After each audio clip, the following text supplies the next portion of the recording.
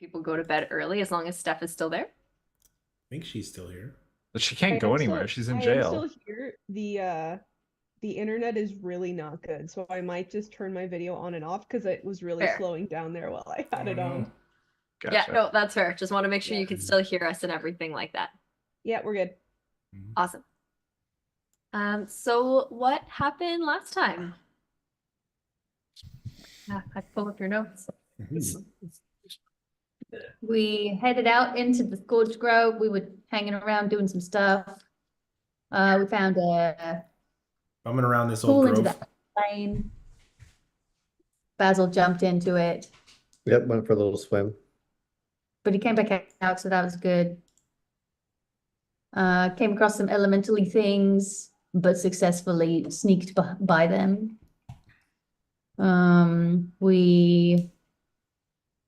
What was the other thing we did? The, Oh. the bracelet. Yeah, the bracelet. We checked in with our Cam- good buddy Cam and everything's okay. Yep. Oh, Mom. Um, Look at the smile on your face. And Aurora contacts Pip. And it's like, I haven't heard from him in years. Which is crazy that apparently she could do that Yeah, the all this entire time. But yeah. And we learned that she has not seen Cam in like 2 years or something. Yeah, it's been a while. Mhm. So he hasn't found her.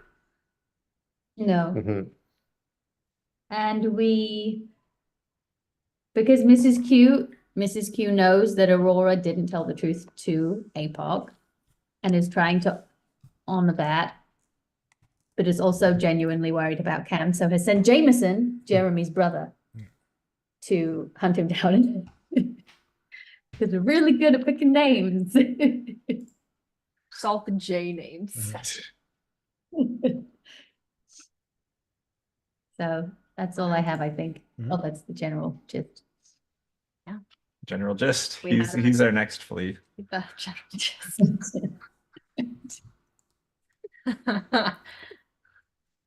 Yes. So you find yourself after a day, 2 days, 3 days of travel in the Scorched Grove, trudging through ash and bits of charcoal, passing by some long charred and dead trees. The landscape not changing too much. This like thick, not quite acrid yet, but still on the taste of smoke and soot in your mouth as you've been trudging with Astra, going kind of in a northeasterly direction, depending on where essentially the target that you're trying to find is moving to. Astra being able to meditate long enough to get a general sense of the direction where the great rhythm of the forest just seems to even out in this otherwise expansive state of disarray. You all getting quite lucky that there have been no encounters, and Astra mentioning as such as she kind of notes onto you that you are reaching some of the northernmost points of the grove, or of at least of the known grove, whether it's expanded this far north or not.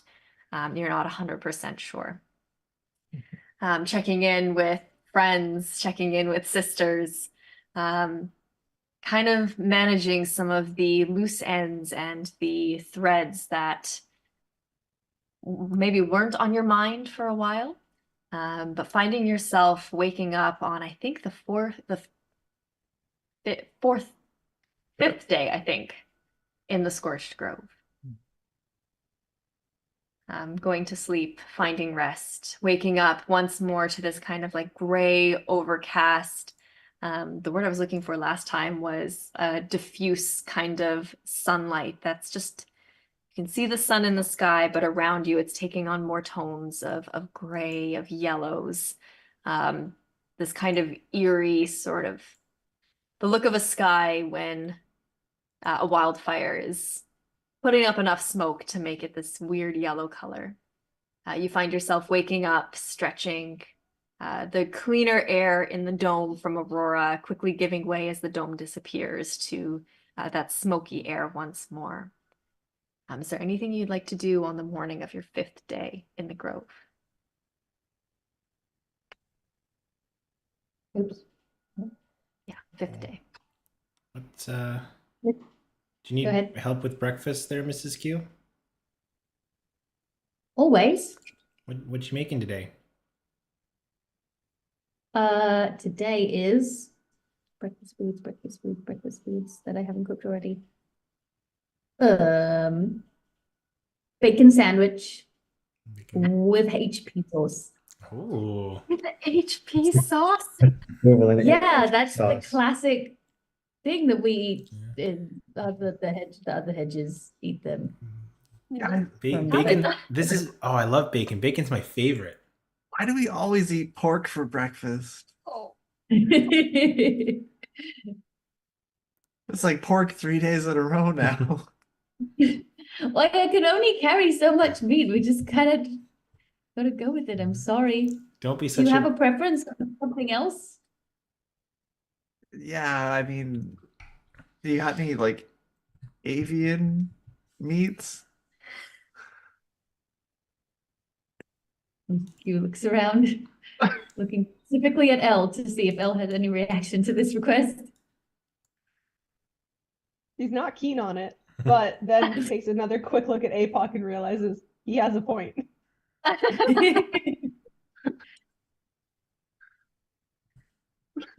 All right, as you are keeping the environment very light. Well, for you, everything's a-okay. No big deal. My tummy hurts.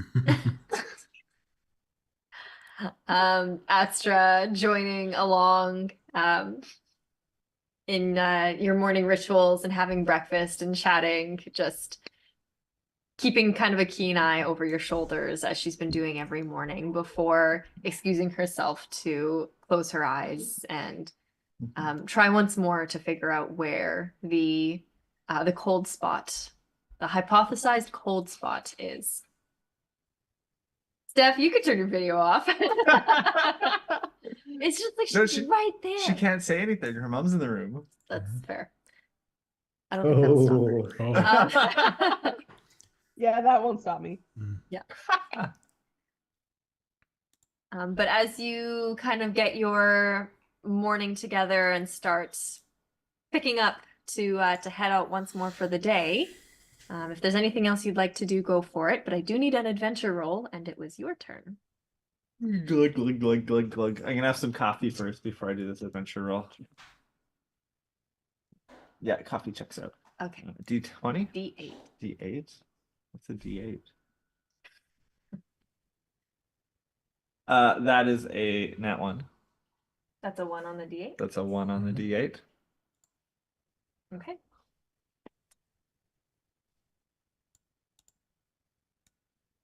We all get food poisoning by not eating bacon. Maybe that was the trick. Maybe we needed food poisoning to find the cold spot. All right.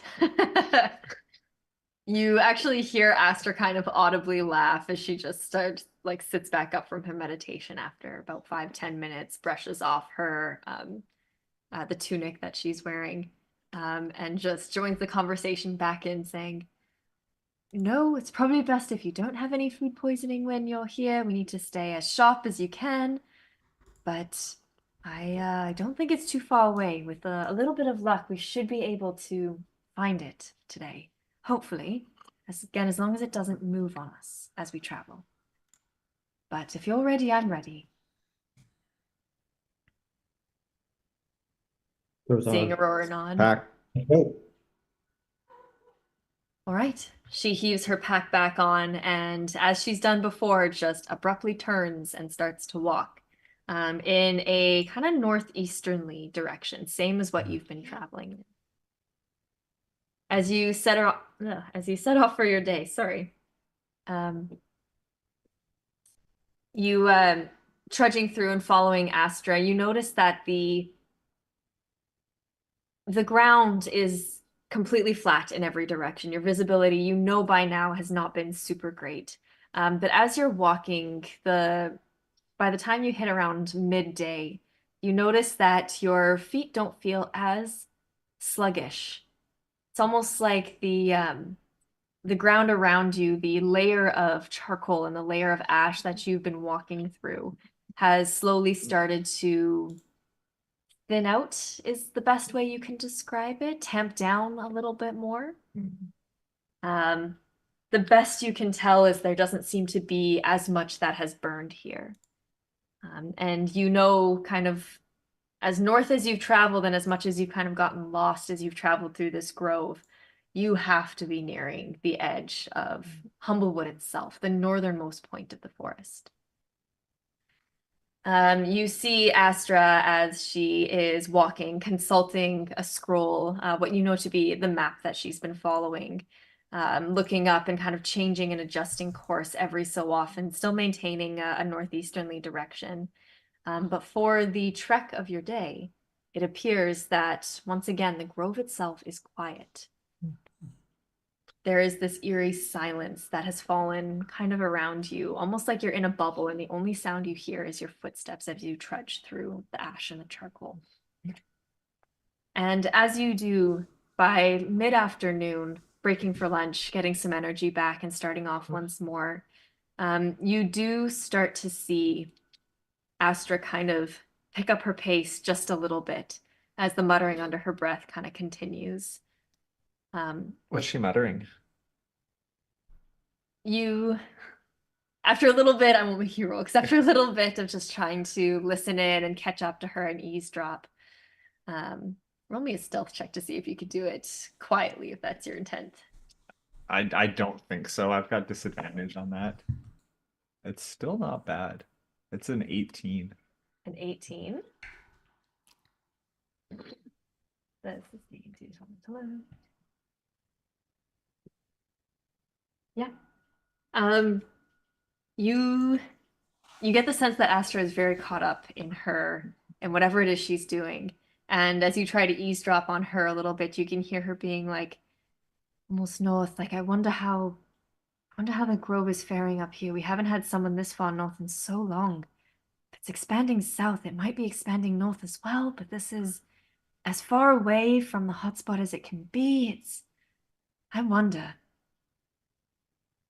And after another hour or two of walking, you actually start to see what looks like a very thin line of flickering kind of orange kind of permeate the very farthest reaches of your vision. As Astra starts to weave a little bit farther to the east. And it's not until another hour or two of walking that you realize that very thin line appears to be almost the smoldering kind of embers of a fire that's just starting to die, seeming to almost look like the edge of a forest fire, the edge of an advancing, moving flame. Although you gather it's not quite a torrent. It's very much in that ember stage, as you don't see columns of black smoke filling the sky. But you notice Astra veering away from it for another hour or two before she suddenly just stops. You almost run into her as she stops. And as you kind of gather herself, you see her just kind of standing in the middle, eyes looking down, before she just sort of whispers in a very hushed voice, I think we're here.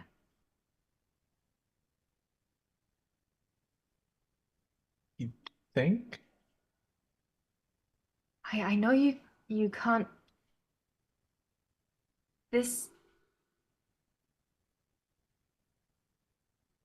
You see her kind of like adjust her pack and walk forward about 20 feet before stopping and just walking backwards 5 feet, walking 10 feet to the right, 10 feet to the left, very much like she's trying to locate something before she just sort of turns to you all and just looks at the ground, her arms kind of opened.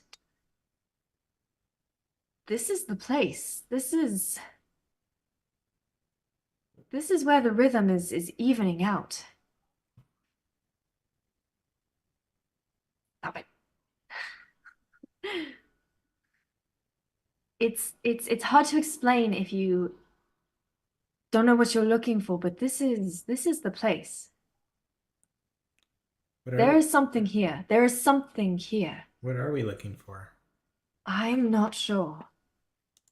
When the cold spot moved close enough for us to send a troop for a day out to go see it, they reported that there was absolutely nothing. The only reason they knew they had made it to the spot was kind of what I'm understanding is what I'm feeling here. But there is something here that they missed before. I just start searching. Just trust me on this. Mhm. There is something here. Please. I can investigate So- the surroundings, or Yeah. If anybody is going to just be looking, I'd like you to go ahead and make me an investigation check. If you'd like to do something else to search the area, let me know. I've got some. Elle, I see your hand up. I know Aurora just rolled. Elle, what are you, what would you like to do? And I'll let you know what to roll and we can go through all the rolls at Well, if once. Elle's looking around and she doesn't see too much physically being strange, I wonder if she can look she's kind of looking more for magic than anything, like her arcane training and abilities. Okay, so you can go ahead and make an Arcana check. The DC will be a little bit higher going with Arcana. Aurora rolled. Mrs. Q and Basil, anything unique that you're doing? You go first. Mrs. Q wants to inspect the ground specifically. You're thinking almost similar to me. You're looking for the ground specifically. I'm looking at it. You're looking at the dirt. Yeah. I'll say go ahead and make. You can go ahead and make a nature check. Sir Basil Basil, so his thinking is, you know how you ever seen those like survival videos where like because you're talking about like rhythms, like where they like will stick their like knife in the ground and like listen to the vibrations through the knife or something. Sir Basil's gonna go right up to the spot where what's the tender's name? No, Astra? Where Astra is, just take out his knife, which is the So you're gonna use your sword and like climb up at the top and take out his blink dagger and just like stick it in the dirt and try and just like listen with his giant ear to the any vibrations traveling through his knife I love from the that. ground. I love it. You can go ahead and make a perception check. Ooh. That's really on cool. Apoc. That is super cool. I want him to have inspiration for that. That's awesome. Sure, Yeah. you could take an inspiration, Andrew. Has Or this Cool. has this because we're looking for the aspect of ice, right? Like has it been described like physically what it is? I can't remember. What you know about No. the Mhm. aspects Yeah. is just that they were giant elemental beings. You don't remember seeing any pictures Okay. or drawings. I don't think anybody on us has any of this, but I'm gonna cast locate object on what I know as ice. On what you know as ice. Yeah. Ice itself. The Cool. frozen water. Yes. Okay, Ice. great. You're gonna cast locate object. Okay. Yes. Okay, So it is- you're If it's blocked, if the spell can't locate any object if any thickness of lead blocks the path between you and it. okay. But I'm assuming I've seen ice at some point up close. I don't know if Yeah. we run into that in this story, but I'm just gonna. Yes, you have seen frozen water, Yes. correct. Seasons happen here in Humblewood. So yeah, Okay. if there's any ice within 1,000 feet of me, Okay. A All cool right, so art. that's going to be your way to go about this. Yeah. But let's go through the roles. So Aurora, what was your role? What was your skill and what was your role? So I was investigating the surroundings. Mhm. I think with the notation that it is like an aspect of ice, looking for anything if like the air around like dips colder, or if like something's cold to the touch, maybe like a rock that colder than it should be. But it's an investigation 15.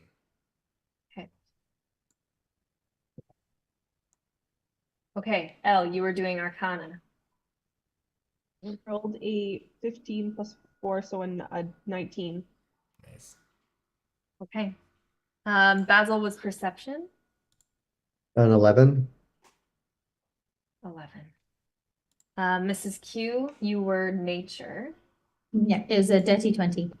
Whoa, Ooh. very nice. And Apoc, you were casting a spell. Okay. Basil, you put your dagger in the ground, totally convinced that this is an amazing idea. You put your very big ear up to the dagger itself and just start listening. And the quieter you feel you get, the more you feel you hear a rhythm, this kind of ebb and flow, almost like a heartbeat. And you listen and you realize your heartbeat kind of matches the rhythm that you're sensing. And you have a moment where you think, oh my God, this is so cool.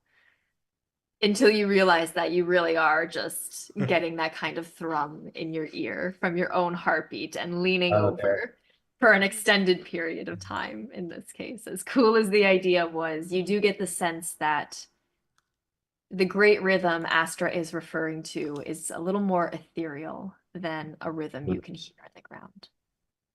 Okay. Mrs. Q, Elle, Aurora. Elle, with your arcane background, remembering what it was like to sit through lectures, to sit through those meditations, to sit through all of the lessons that Master Wayra was teaching you. Got the name right this session. All of the times you wished you were anywhere but in that classroom, and anywhere but in that particular lesson. You think and try really, really hard to remember how to kind of go about sensing magic, what traces it leaves, knowing that it doesn't just vanish. And something that magical has to leave traces. And you kind of start on that train of thinking. You see Mrs. Q starting to dig in the dirt, and you get the feeling that that is the right thing to be doing. And as you both kind of start patting around, Mrs. Q, looking for things that in this odd environment are even more odd. This environment of fire and ash and charcoal.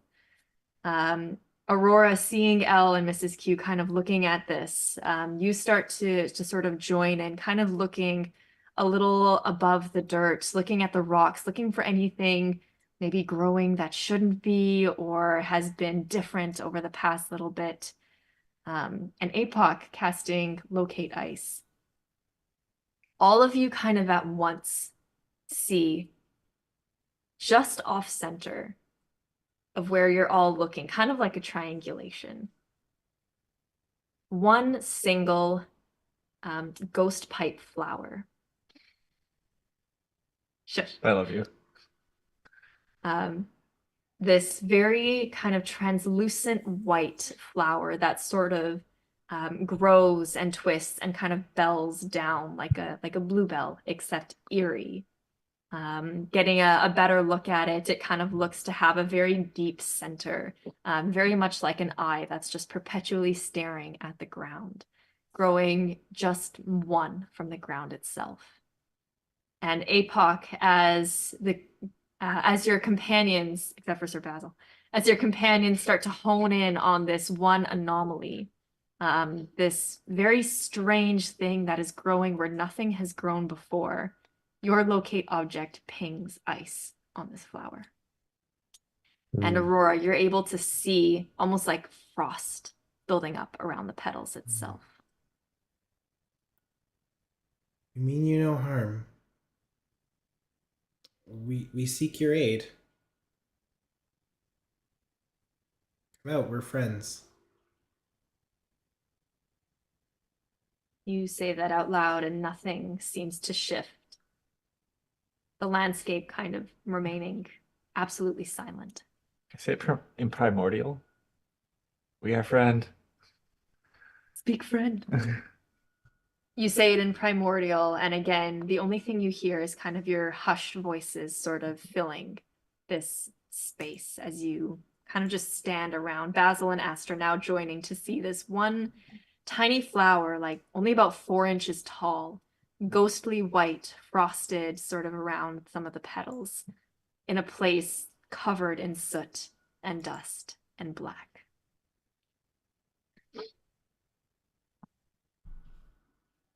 What do you guys do? Can I cast detect thoughts on the flower? Well, Sure. as long as it's not charm person. Oh, God, no. That's the worst thing to do in any given situation. You go ahead and cast. Do you have to touch the flower? Nope. You can just cast it. Okay.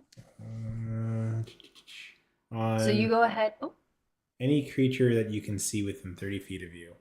Now, okay. if the intelligence is lower than 3, the creature is unaffected. I don't know if this is a Okay. creature or a plant, but Mhm. I'm going to try. See what happens. Yeah, it's a great idea. I love it. You go ahead and cast the spell and try and reach out to this flower, question mark? And it is stillness. If anything, your mind is even more quiet as you do so. You don't get anything back. Folks, I think it's just a flower. Don't panic.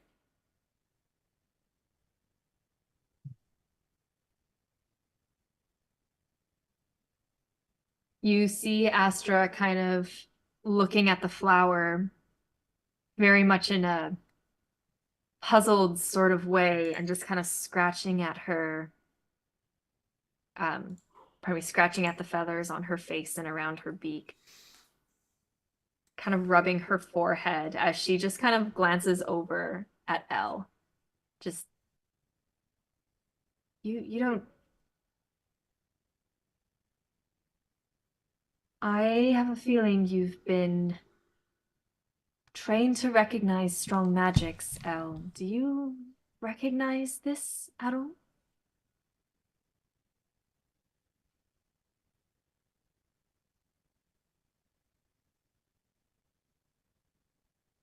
Would Elle recognize this at all?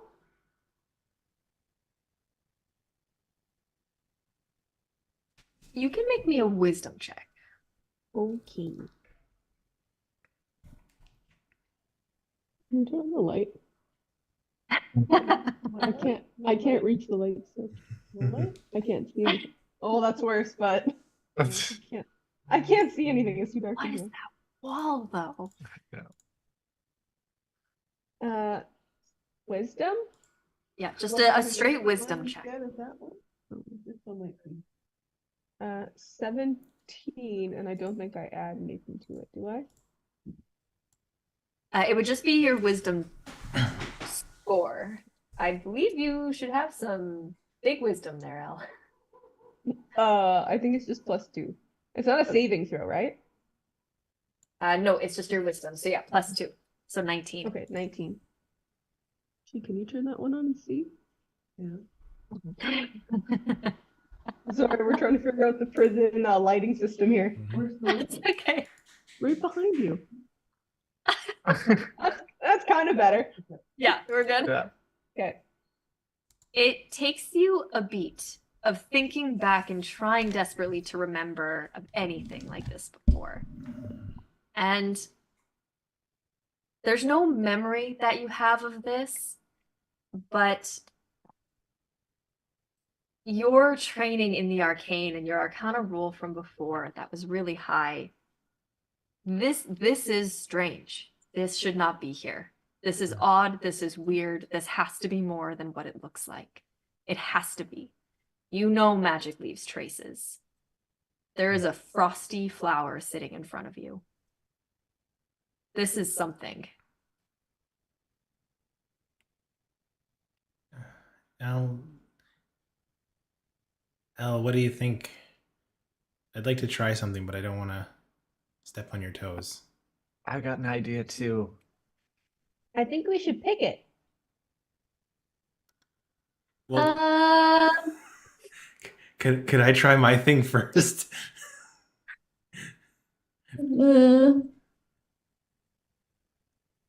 That seems, I don't know, taking it seems like a great idea to me. What do you guys think? What's your idea, Apoc? Oh, I know Jeremy's not feeling too good right now, and we got some guys out. I was thinking that sending General Gist and his crew in to go investigate. Light it up a little bit. Let me try something first.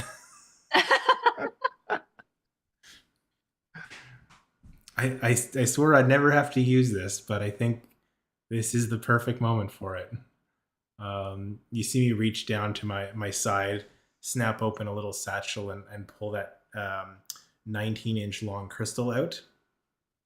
As I hold it and it starts glowing, I take a seat near it, but not like near the flower, but not terribly too far. Kind of like a cross-leg pose. Rest this crystal on my lap, and as it's glowing, I cast Speak with Plants. Okay. Hey there, little fella. You look awfully pretty out here alone. Your ghostly ethereal status. My name's Aurora. What's yours? As you say this, focusing on the ghost pipe in front of you, you don't get a response back in language. What you get back, though, is this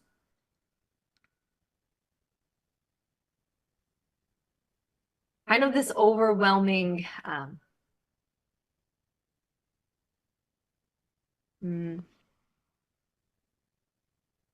you get this feeling back to you that this is not a plant in the sense that you know plants here. This is something otherworldly.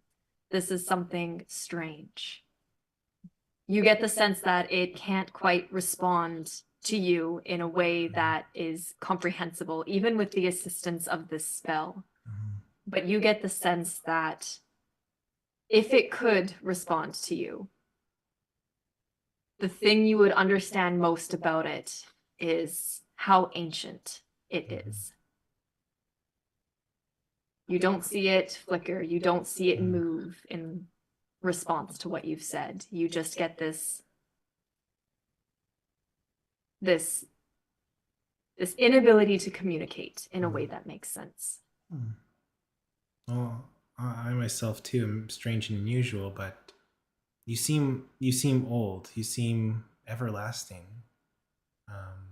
Almost like the person that gave me this, and I hold up the crystal. And I bring it closer to the flower. Do you recognize this?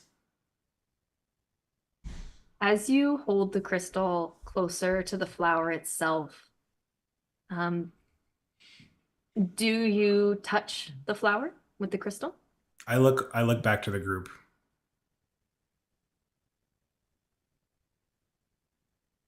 What do you think, guys? Should I normally don't touch flowers because they don't like it. Al, maybe this is a two-person job. I just feels kind of.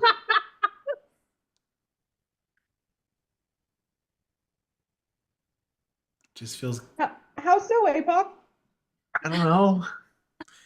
Yeah. How so, Apoc? Well, you've got the big crystal. Maybe she could grab the stem. I can handle this. You could Grab touch the the crystal. stem? I don't know. I can handle this on my own. I don't need more hands.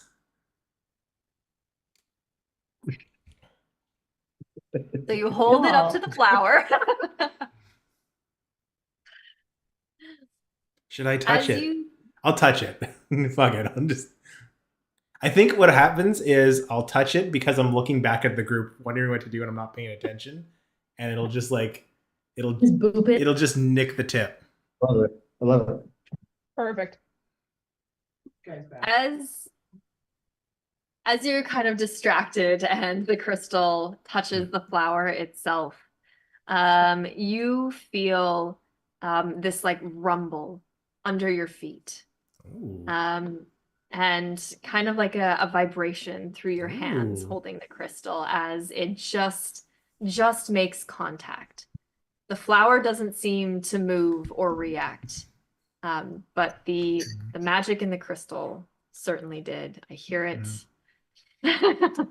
Well, this is like my version of a magic wand, right? Mhm.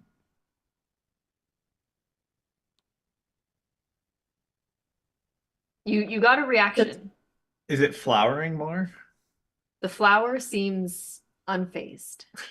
It's still Guys, the ground's shaking. What do we do? it was like one ripple and it's calmed. Oh, okay. Like the blink of an eye, and you have to almost wonder if what you felt was actually real. Did we all feel it? The rest of you kind of felt almost an uneasiness, like a little bit of a shifting in the space that kind of makes you want to just take a step back. But Aurora, you felt a tremor move through your feet. Oh, little flower. Did you like that? The flower remains unresponsive. I touch it again. With the crystal? Yeah, I'm not going to put my hand on this thing. Okay. You touch it with the crystal again, and that initial tremor doesn't repeat. All right. That would have been dangerous if it did. The whole earth shifted. Yeah. Well, guys, I'm out of ideas. You cast something on it?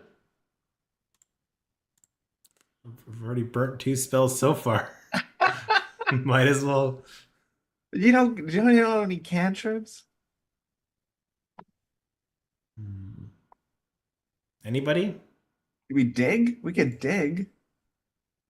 So Hey, this- I can dig. this- You want to dig? I can dig. I can give you days. Mrs. Q seems real keen to dig.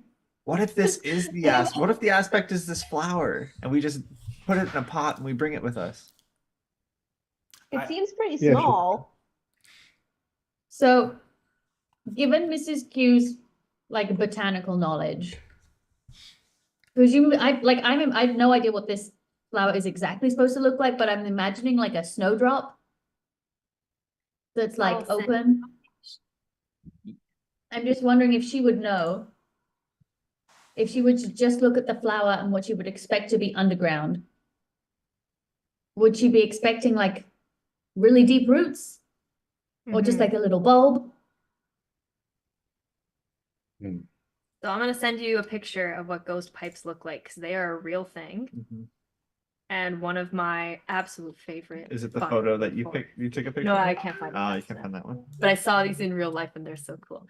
So Mrs. Q, and I should have given Oh. this to you yeah. earlier. Okay, I have not heard them by that name, but yes. I should have given this to you earlier with your dirty 20, and I apologize. But as you kind of start to sort of dig a little bit and trying to remember about these particular flowers that grow on forest floors, you know that the coloration seems right. They're not usually frosted. That is something weird and different here. And as you start to recall the information from your many years of gardening and foraging, you know that these particular types of flowers grow very well when they can be symbiotic with fungus and with other plants that grow on the forest floor. And the reason why they have absolutely no green in them is because they don't need the sunlight to get Yeah. nutrient. However, there is no fungus on this floor. And as you kind of start to dig around, you actually don't find roots necessarily. This flower is in the ground, but it seems to be almost part of it. Not quite something that you get the sense it's not quite something you could just pick up and move. It's strange. The more you dig, the more of it that you seem to find. It's weird. It's not natural here at all. So it's as if, like, by that, do you mean the actual, like, stem is like going further and further into the ground? You see if I keep that digging. going. Yeah, and it seems to branch, but it doesn't branch in the way roots are supposed to look. It branches like stems that kind of branch like tree branches, where they don't seem to get like thinner or like root shoots that turn into little capillaries to gain nutrients from the soil itself. It's like, the word that comes to mind is integral as you dig around this. Yeah. I do need you to make me a dexterity saving throw, though, as you get this close to this flower.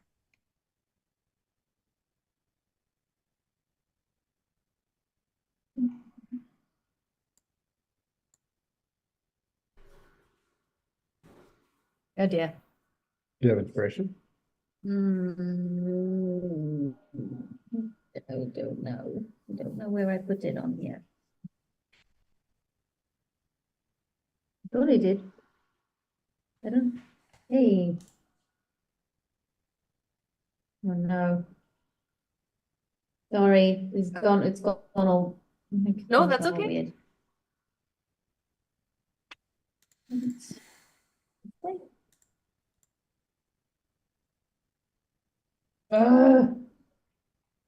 Let's do that. Yep, no. Okay. Yeah. Yes, I do. Finally. That is a 10.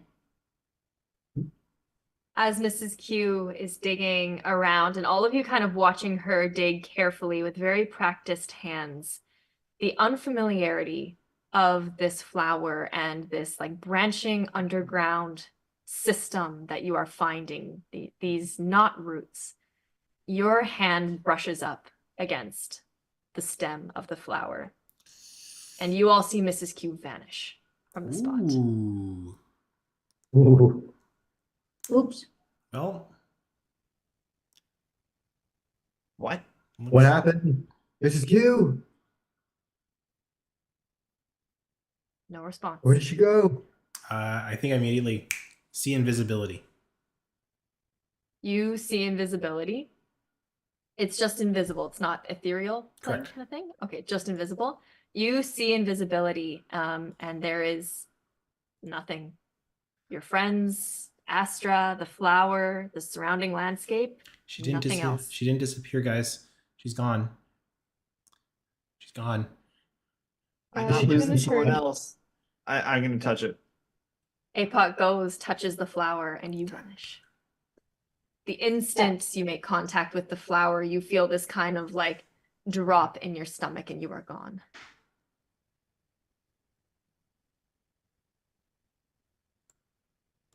So Basil's gonna look at the rest of the group and say, what are we gonna do? Elle wants to yell at Astra, like, where did they go? You know this best. What have you done to my friends? She's not happy. Where? Where are my You- fucking friends? My fucking friends. You actually see Astra kind of just as shocked as all of you, asking what has happened. And as you see her kind of look to each of you, she just sort of blinks a couple times before. There's something here. If you go farther north, you can make it out of the grove, if you want. But I'm going to follow. And she actually steps forward and touches the flower and vanishes. Okay. Okay. Okay. Then there were 3. Basil. Sir Basil's gonna like be looking at Elle and Aurora, looking back at the flower. He's gonna be like, just gonna kind of grunt a little, And tell you what, maybe what I'll do is he'll like throw his dagger into the ground, like leaving it there. Maybe he even gives it a good kick to stomp it into the ground. And then he just like kind of sizes himself up and goes up and just like touches the flower. And as soon as you make contact with the flower, you vanish, leaving Elle and Aurora in the middle of the scorched grove. Embers burning just to the north of you. This flower sitting at your feet. Elle, I'm not leaving you alone out here. Ella's just kind of pacing back and forth. She's freaking out a little bit. Hey, it's okay. They all know what they're doing most of the time. Apoc maybe not, but Mrs. Q definitely knows what she's doing. But I don't think Mrs. Q meant to do that. Yeah, but sometimes you have to just roll with the punches, embrace the chaos, and But I don't like the chaos anymore. She's gonna sit down and kind of just like hold her head for a second. Oh. I'm gonna just try and sit next to you to calm you down. It's okay.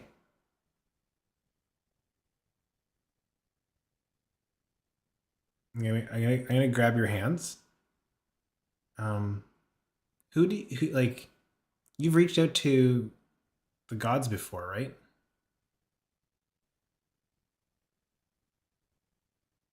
Did you? Oh no. Oh no. Oh, Yeah. And they've just been so. Oh no, am I unstable? You're good. You're good, you're good, you're good. Okay. Is it worth maybe seeing if this is a good move? The last couple times I've tried talking to the gods, they haven't been that helpful.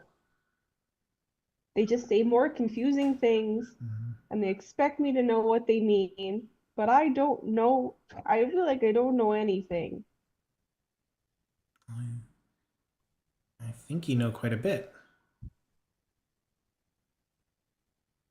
Maybe you don't need them.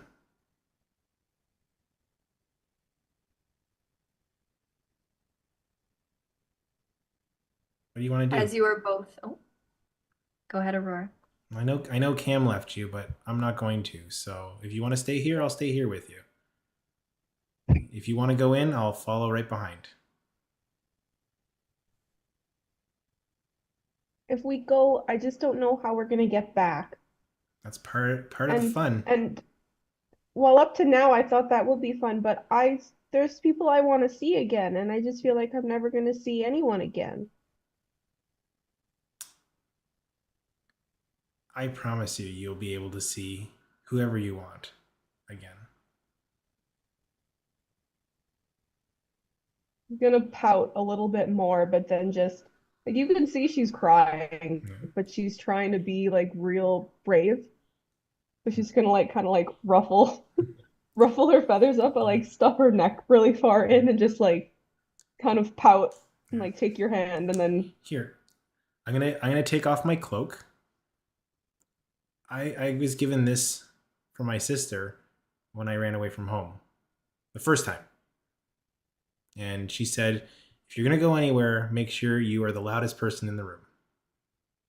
And they'll keep you safe. So I'm going to take it off and wrap it around you. It's like, you can be the loudest person in the room and you'll be safe.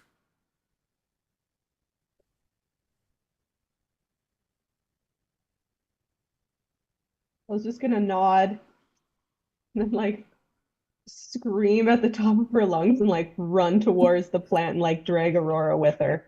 Because that's what she's taking you to mean then. Oh. As that was the most amazing slow motion scream ever. As you grab Aurora and scream running forward, you actually feel this gust of wind at your heels, both of you, that almost seems to drive you a little bit forward and swirl around the cloak that Aurora just placed around your shoulders, Elle, kind of flapping a little. it looks really cool from anybody who would have been watching this particular scream and charge as you make contact with the flower and you and Aurora vanish from the scorched grove. Mrs. Q.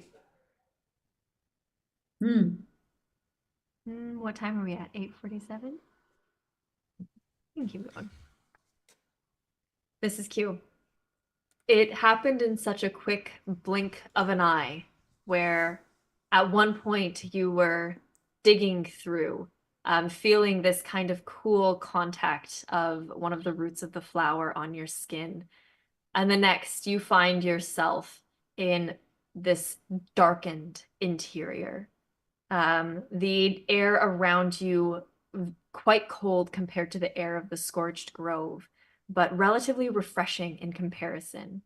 It almost takes a few breaths and a few rubs of your nose before you realize that the smell of smoke that was so permanent for so many days has eased up in whatever space you now find yourself. You hear the dripping, like the drops of water somewhere in this particular space. And as your eyes kind of take a moment or two and you blink and you adjust, you find yourself in this blackened stone cavern. And movement to your right before you see Apoc appear before you in the same space. Ah! Were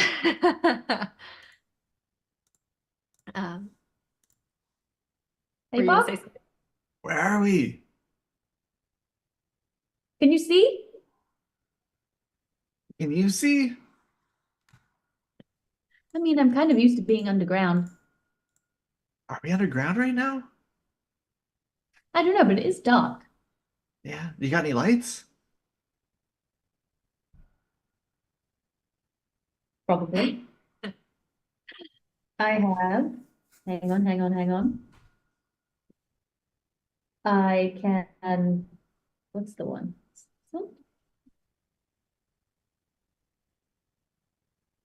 Oh, which one is it?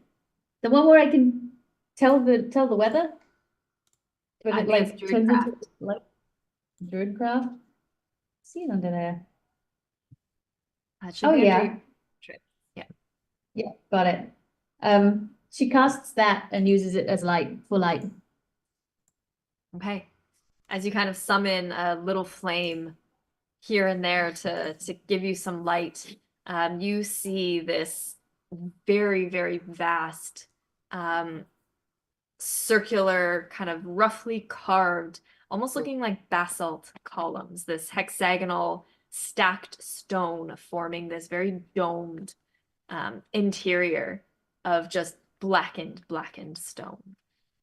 You kind of approach it and just sort of rub your hand on it for a moment. It's cool to the touch, a little bit kind of damp, but not really, like a rag that you've run out and you can still kind of dry your hands, even though the rag itself is soaking or is wet.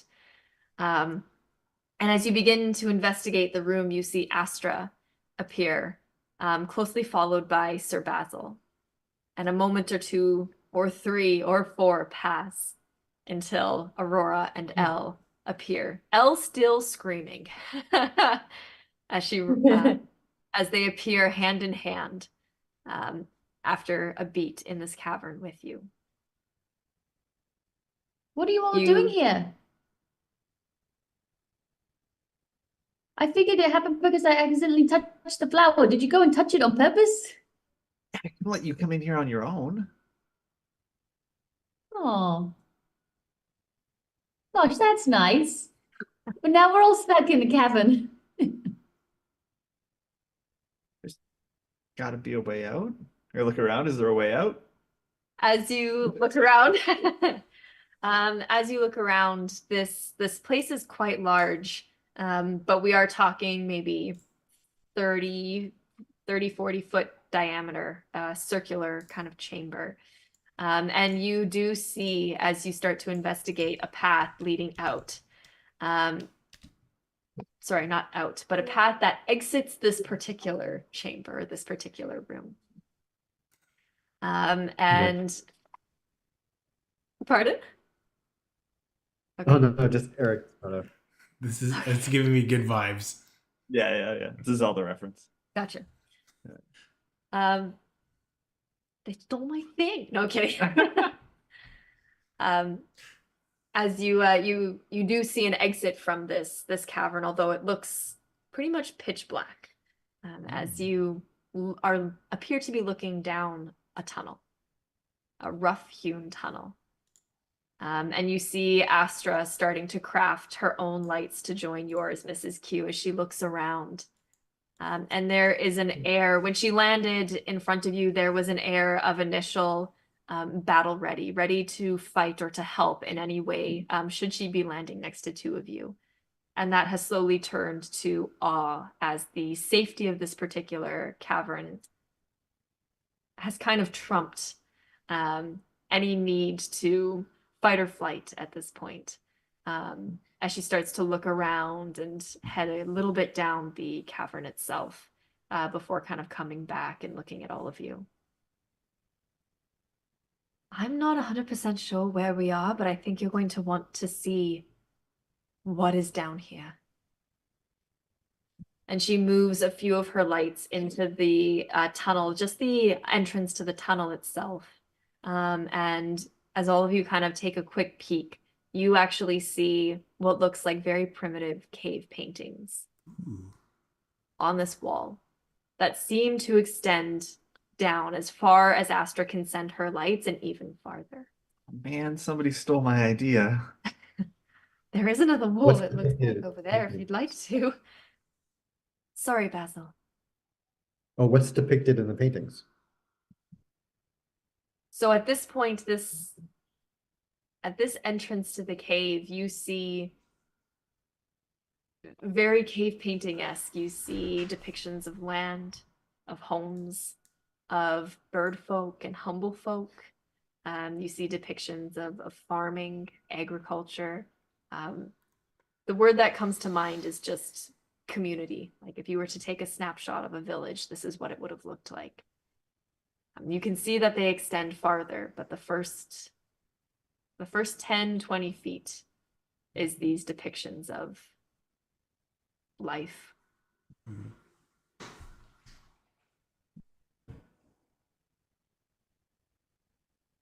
What are you all Well, doing? should we venture forth? I'm going to go out on a limb and say that the reason no one saw anything initially was that no one was looking for a flower. This is incredible. As Astra kind of pipes up a little bit. We'll move with caution, but this is ancient. This is incredible. Astra, you said that the cold spot, it moved. Yes, correct. And if this is some sort of cavern, are we inside a creature? You kind of see her think for a moment. Because caverns don't just move on themselves.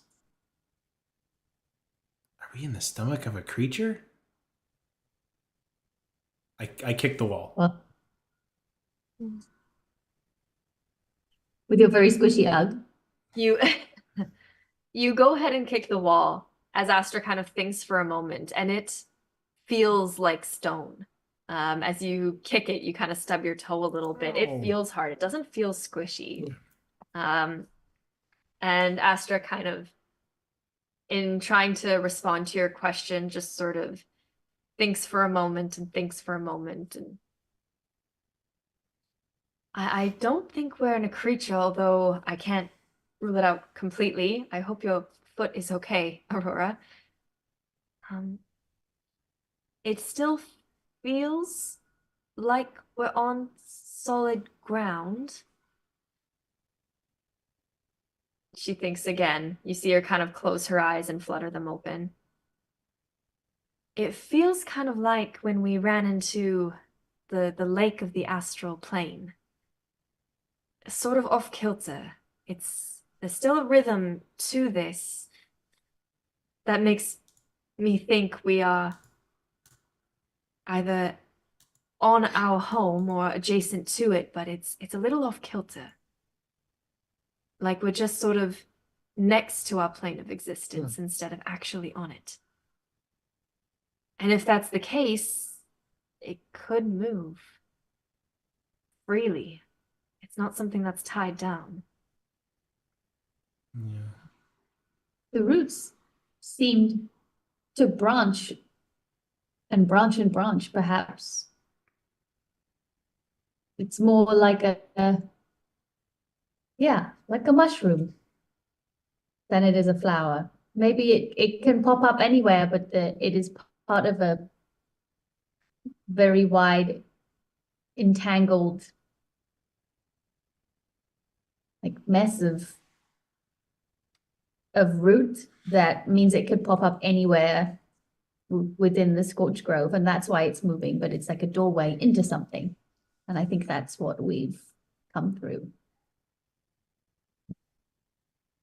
That's exactly what it feels like. You're probably right. And you guys used to say the gardening was boring. Look at us now. It's Just What do you mean, saying. you guys? I grew up on an orchard. Touche. How do you like them apples? Good one. My Poppy always said if they weren't careful, they'd be pushing up daisies. So I guess I'm a gardening family too. Oh, jeez. Oh dear. Esther kind of takes a beat and looks over at you, Elle, for the first time since you came screaming through. Just want to make sure we're all okay before we make any big decisions here. I certainly know what I want to do, but Elle, are you doing all right over there? You can maybe stop screaming at this point. We're all safe. We're all right. Elle is just kind of calming herself down, but she's been really focused on the pictures on the walls, kind of looking to see if there's any images she specifically can pull out from any knowledge, but also looking to see if there's any blank spaces anywhere. Whatever for. You do see that the tunnel itself, as you kind of walk a few steps into it to get a better look at these pictures. The tunnel itself is quite large to start. The roof of this is about 10, 12 feet above you. And the paintings themselves are very much between your height for drawing and Astra, who's quite tall, her height for drawing. There is a section of about 3 feet, 4 feet of wall that has been taken. However, everything under that, so knee height and down, and everything over that is completely open. For those interested in leaving your artistic expression along with ancient cave markings.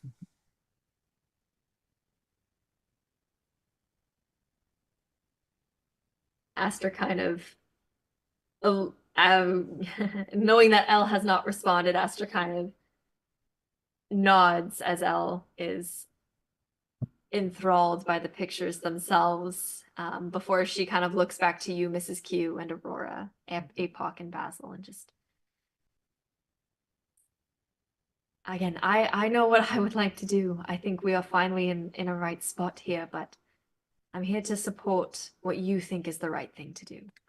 So the decision is yours here. I'm sure there's a way out if we look hard enough. This looks to be almost like a way in. While everyone's chatting, Apoc is just kind of like glancing over at Aurora, glancing back at the wall, and just like doing this like very quick caricature of a wolf in Uggs and like fur-lined coats, just be like, and like the how to like keep warm in a cold area kind of instructions. I love it. I would like a performance check, just Oh, for boy. funsies. Is Aurora a wolf? Well, like a fox. Is she a Okay, fox? I was Yeah, like, fox. does this impact your performance? Yes. Well, it was a 2, so no, 4. Yes. The instructions are very good. Yeah. The diagram is a little rough. It wasn't meant to be good. Please draw it and add it to the chat. Will do.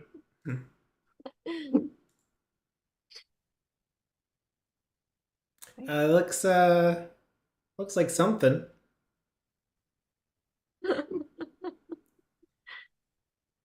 Do you want me to draw it in the style of a performance 4?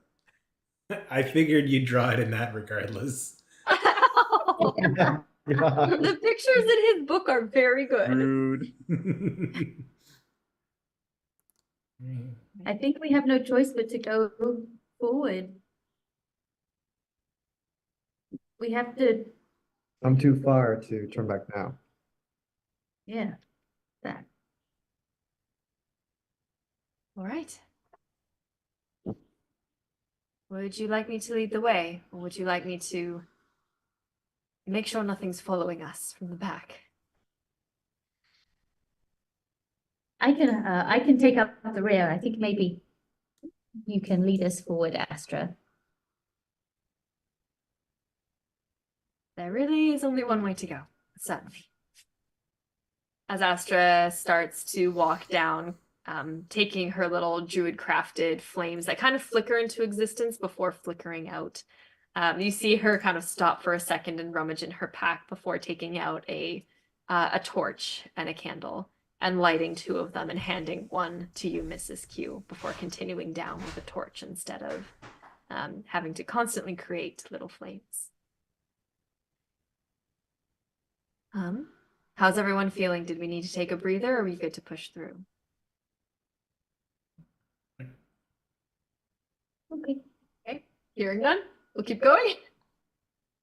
Stood. All right. As you begin walking down this cave, every so often your boots kind of hit more of a damp spot in the stone. Some areas are drier than others. The walls of the cave themselves actually seems to be completely untouched, where you would expect to see running of any ink or chalk or whatever it is that these cave drawings were done in. Don't seem to be affected or altered by any of the environment itself. And as you walk, you are walking for a while, and the cave drawings continue on for the entire time. You see, as you begin to walk down,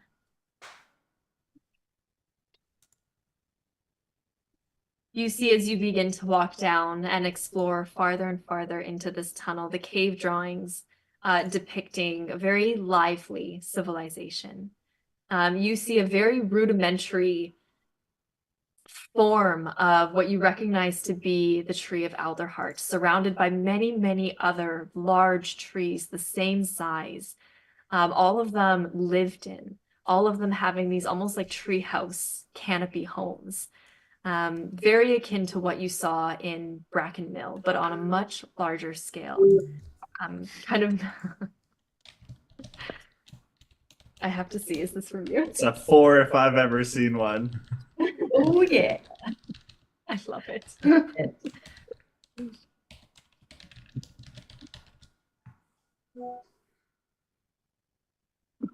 Oh my gosh.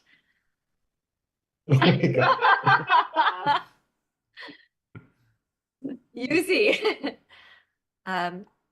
you see this depiction of this old society thriving, orchards that are just full of fruit, harvests and bounties depicted in drawings on both sides of the cave as you move down. And you see in multiple locations depictions of, as best as you can describe, these almost like wisps of different elements, like a little flame of fire that has a face, very rudimentary, drawn in, rudimentary. drawn in a very rudimentary way. You see what looks like almost a little rock with two arms kind of sticking out, very stick figure-esque, with a little face that seems to be moving alongside a group of what you would guess to be birdfolk children in the drawing. And the farther down you go, you start to notice as the pictures start to shift from this lively, thriving society to something that is not. You start to see barrels that have turned up empty. You see, instead of communities, you see depictions of trees starting to die. You see something very reminiscent of the aspens you met in the savannah that almost seem to have legs and be walking, taking a house with them that has been built into their boughs. You see as the creatures, these little elemental depictions, turn from something cute and adorable to something that encompasses houses and encompasses livestock and barns and fields. As you see these depictions of the civilization just being crushed and overrun. You see a depiction of a tidal wave wiping out a savannah town. You see a depiction of rock slides cracking a mountain in two. And you see depictions over all of this of 4 massive creatures built of ice, of fire, of water, and a swirling tornado that seems to be the cause of all of this.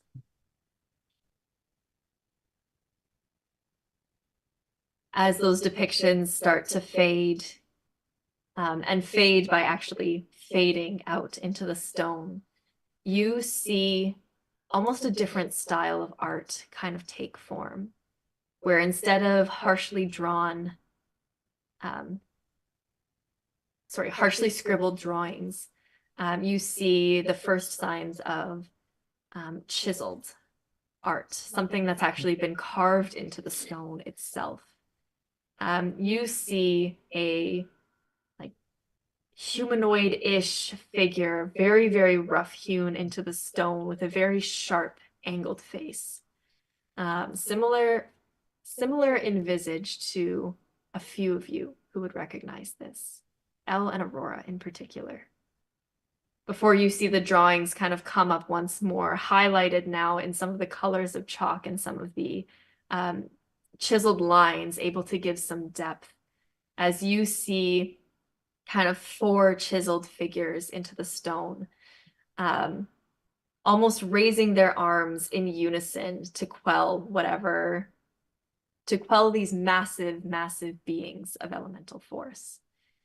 You see a depiction of, as best as you can describe it, a battle that ends with the shattering of the aspect of ice, what you gather to be the aspect of ice. And you see carved after about an hour, hour and a half, 2 hours of walking, you see above you kind of carved these very old glyphs, these old runes, that you have no idea what they look like. They are kind of disheveled. Some of them are completely smooth where the stone has eroded away.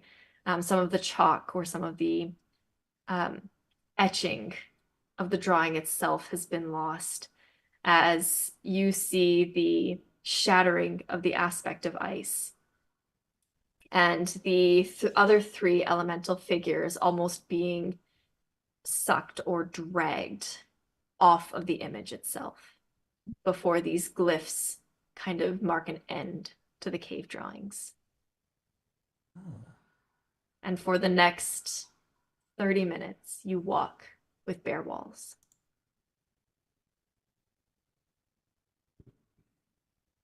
The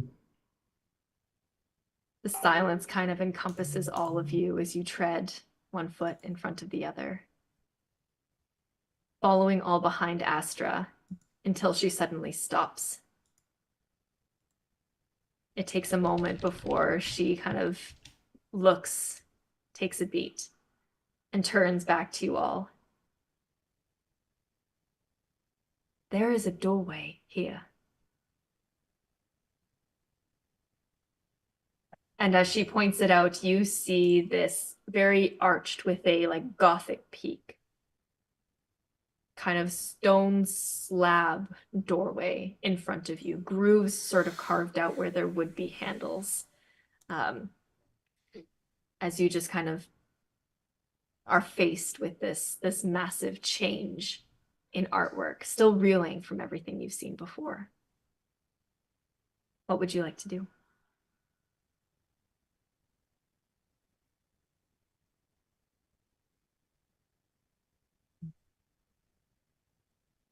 There isn't anything on the door, it's blank. It is it looks like the artwork that whoever was the artist that did the etching, that did the actual carving of the stone, seemed to have done this door as well. You can see there is some form of design that's been carved into it. It's hard to tell this close, but as you kind of step back, it looks like there's just scrolling and scrolling and scrolling. You do catch kind of the artistic interpretations of fire. You catch some artistic interpretations of branches before it meets kind of this like cloud with rays of sunlight leaking out of it. And this sort of waves of the ocean, very, very artistically interpreted. But the farther back you stand in the dimmest light, the more you can kind of get an idea that all of the 4 elements that you saw in the cave paintings are represented here as well. It's beautiful to be this old.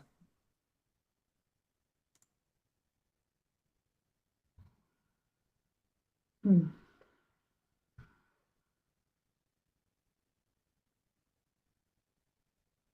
Can we I don't know, well, I don't know. Do we sense something like energy and or like do we hear something from the other side of the door? Like do we get the sense like there's gonna be like this huge monster or something dangerous on the other side? You can all make me either a perception check if you're thinking of looking for danger, or an investigation check if you're trying to figure out what's what with this door. All of you can do it if you'd like. Or if you have another skill you think might apply here and have a good reason for asking for it.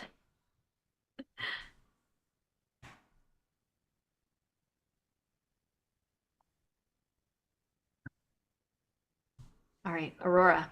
I had a 14 to investigation as I'm trying to get a sense of maybe the pattern of these ripples, if there is one. I missed that last Like, part. The to pattern get of it, the if there's a pattern in these ripples, pattern in these roots. or I guess these ripples. Okay. And you rolled a 14. You stand back, trying to gather some idea of these etchings. You see the 4 elements very clearly represented here. And it takes a little bit of time staring at it, kind of shifting your focus, very much that illusory, those illusion puzzles. And it takes a beat or two before you see that there is something, some sort of symbol, some sort of sigil in there that you recognize. And it takes another beat before you remember where you've seen it before.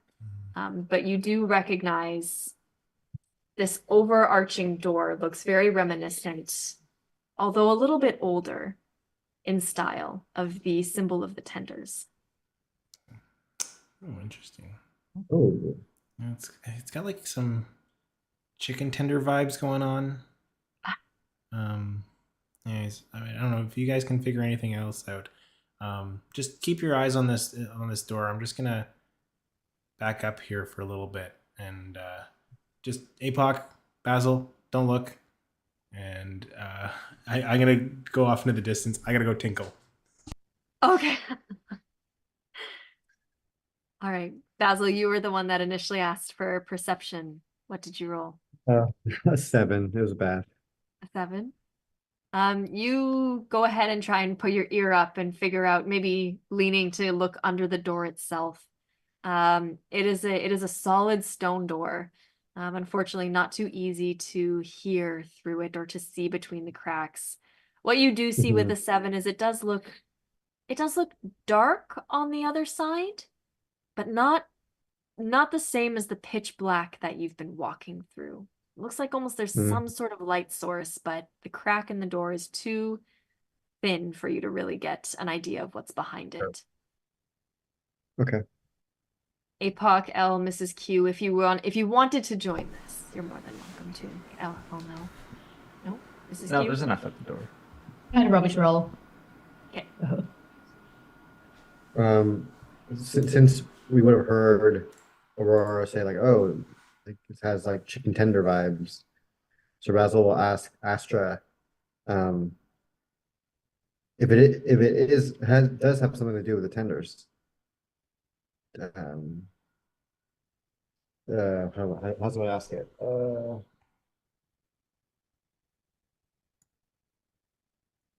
Does this door remind you of anything?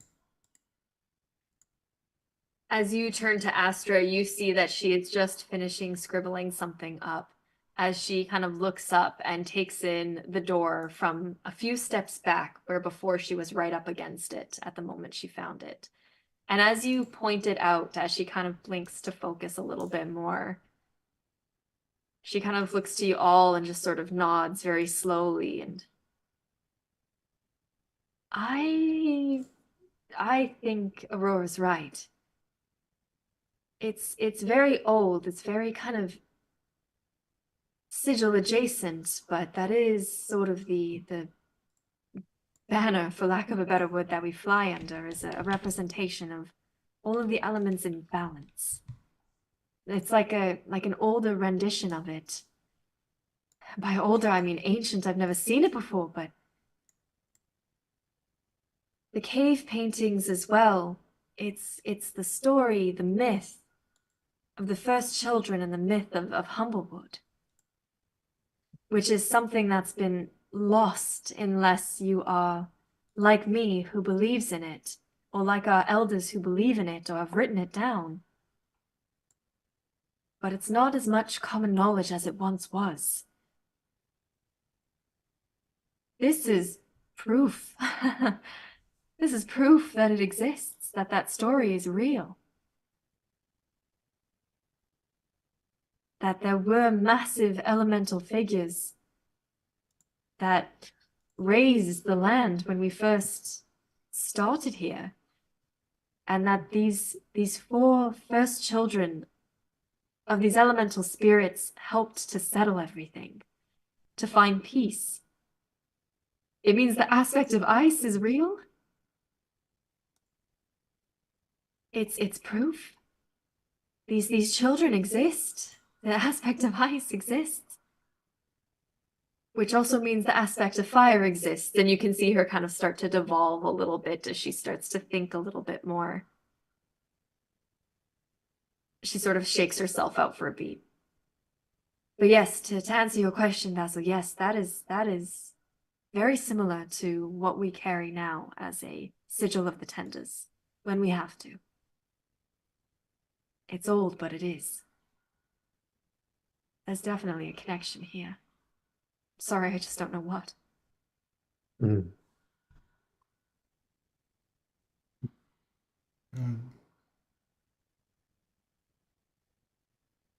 Do you think whatever that is beyond the door, folks? I think we have to try. We Elle? have to see. No screaming this time. As Astra has been kind of saying these things out loud, anyone who looks kind of closely at Elle is can probably notice that, like, externally she's like seemingly really calm, but you've known her long enough to know that she's probably freaking out on the inside because all this stuff that she has been told has been like, oh, you have a destiny, all this. It's becoming very real for her, and she's not quite sure how she feels about it. Has Elle added to the cave paintings? Yeah, every now and then, if you were to go back and look, she's added a picture of at least every single person in the party currently. And she's added in like she's done like her little doll is somewhere, and Emrys is somewhere, and Evie is somewhere. Anyone she's kind of met through these adventures is somewhere. Even the guy with like the big moose antlers, or the servant that she sang a song to, has made his way into the painting. I love that. I love that. It's going to confuse the next people who walk along. Well, absolutely. The archaeologist who discover this will be like, what the hell is going on? Well, I assume it's like because you have crayons, right? Yeah, I don't want to Yeah. I have crayons. True. Um, so Basil will look to the group and he'll just ask, like, so are we in agreement? We push on forward. Let's do it. Best to prepare ourselves. We don't know what we might face on the other side, even if it is reminiscent of the tenders. Clearly, this place is ancient, and who knows what may have been lingering here. Mrs. Q agrees, and she taps her nose and she pulls out her very pointy crochet hook. She's ready. So Basil will have his sword ready. All right. As you go ahead with the help of a few people, again, stop me if anybody wants to do anything. You go and you push open the doors itself. You find yourself at the very kind of precipice of a ledge, where if you were to take 2 steps into the room, you would be on the very edge of this precipice. And as you kind of saw through the room itself, Basil, or pardon me, through the crack in the door into this next chamber, you don't see any immediate danger. There is very much this kind of, the best thing you can equate it to is moonlight, although you have absolutely no idea if it's coming from the moon. You take 1 step through the door into this massive vaulted chamber, kind of looking a little bit like one of those silos that is almost octagonal, kind of coming to a point at the very top, but it is massive. You can see very clearly all the way to the other side of this room, and you see these very sleek, very shiny, kind of carved walls of black stone that form a perfect circle, about 125 feet across. As you sort of peek back and forth and up, the ceiling meeting in a point where there appears to be this very soft, glowing blue light. You kind of take a look over the precipice itself, and you see that about 5 feet of a drop down, there is a floor that is very intricately carved. It goes from wall to wall, matching the circle of this room itself. And you see that there are 4 kind of quadrants. You see, very similar to the door, 1 quadrant that is dedicated to carvings of forest and trees and branches. You see 1 quadrant that's reminiscent of carvings of ocean waves with a spray that you swear you can almost see it move. You see the 2 far quadrants of this circular room, this floor. One of them looks like fire that's just sort of winding around on itself and twisting in the flames. And the other just looks like this beautifully carved, almost bubbles that seem to just float and almost move through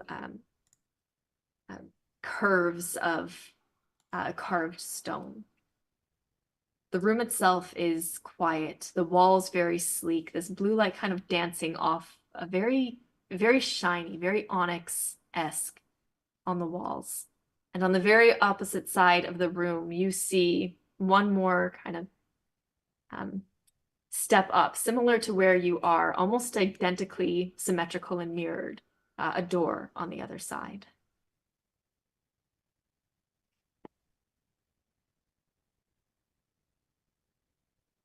What would you guys like to do?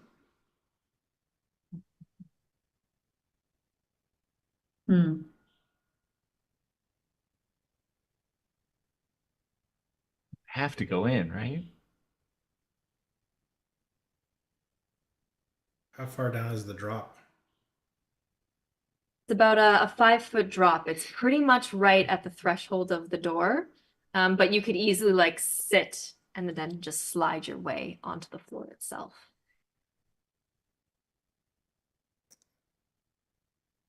I mean, you mentioned that like it is like you kind of described like how the room is built, like it's intricately carved and things like that. But we don't see like any like living creature or anything stirring within like the floor type thing. Yep. This room appears to be empty. You kind of look, and it's more well lit than the tunnel you just walked through. The walls move directly downwards into the floor itself. There doesn't even look to be like a seam of where the wall meets the floor. It's that kind of, it's built in this beautiful way where it almost looks like someone just kind of carved out the inside and pulled everything out. There doesn't appear to be anything else moving. The room appears to be empty. Hey, Elle. You know how I said that that my sister gave me that cloak to protect me? And since you're wearing the cloak, I'd only have to assume that you're gonna protect me. So I'm gonna jump down the 5 foot and start walking across. Okay. Ella's gonna glide down and she's gonna kind of aim for the quadrant that is more air centric. Okay. The quadrant of air. The quadrant of air is on the farthest side to the left. So it is about 60 feet minimum to enter that quadrant away from where you are. I think we lost your video, but I'm hoping your audio still works.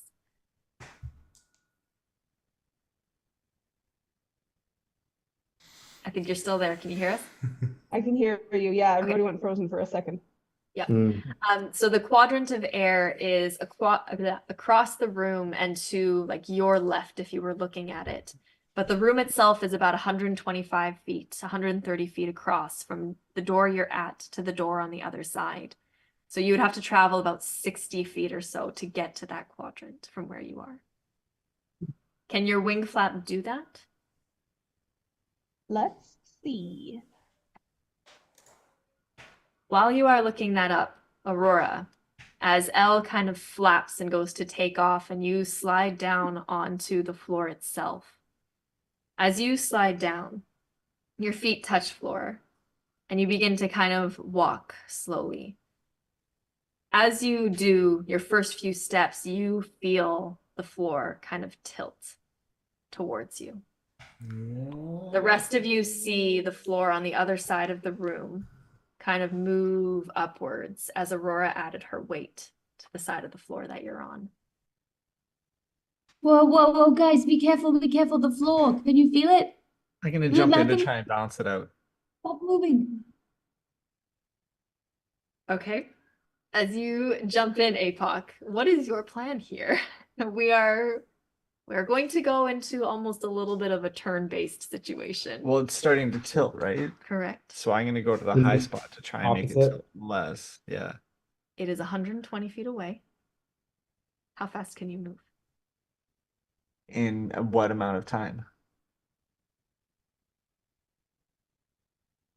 We're going to go person by person by person as you start to explore this chamber.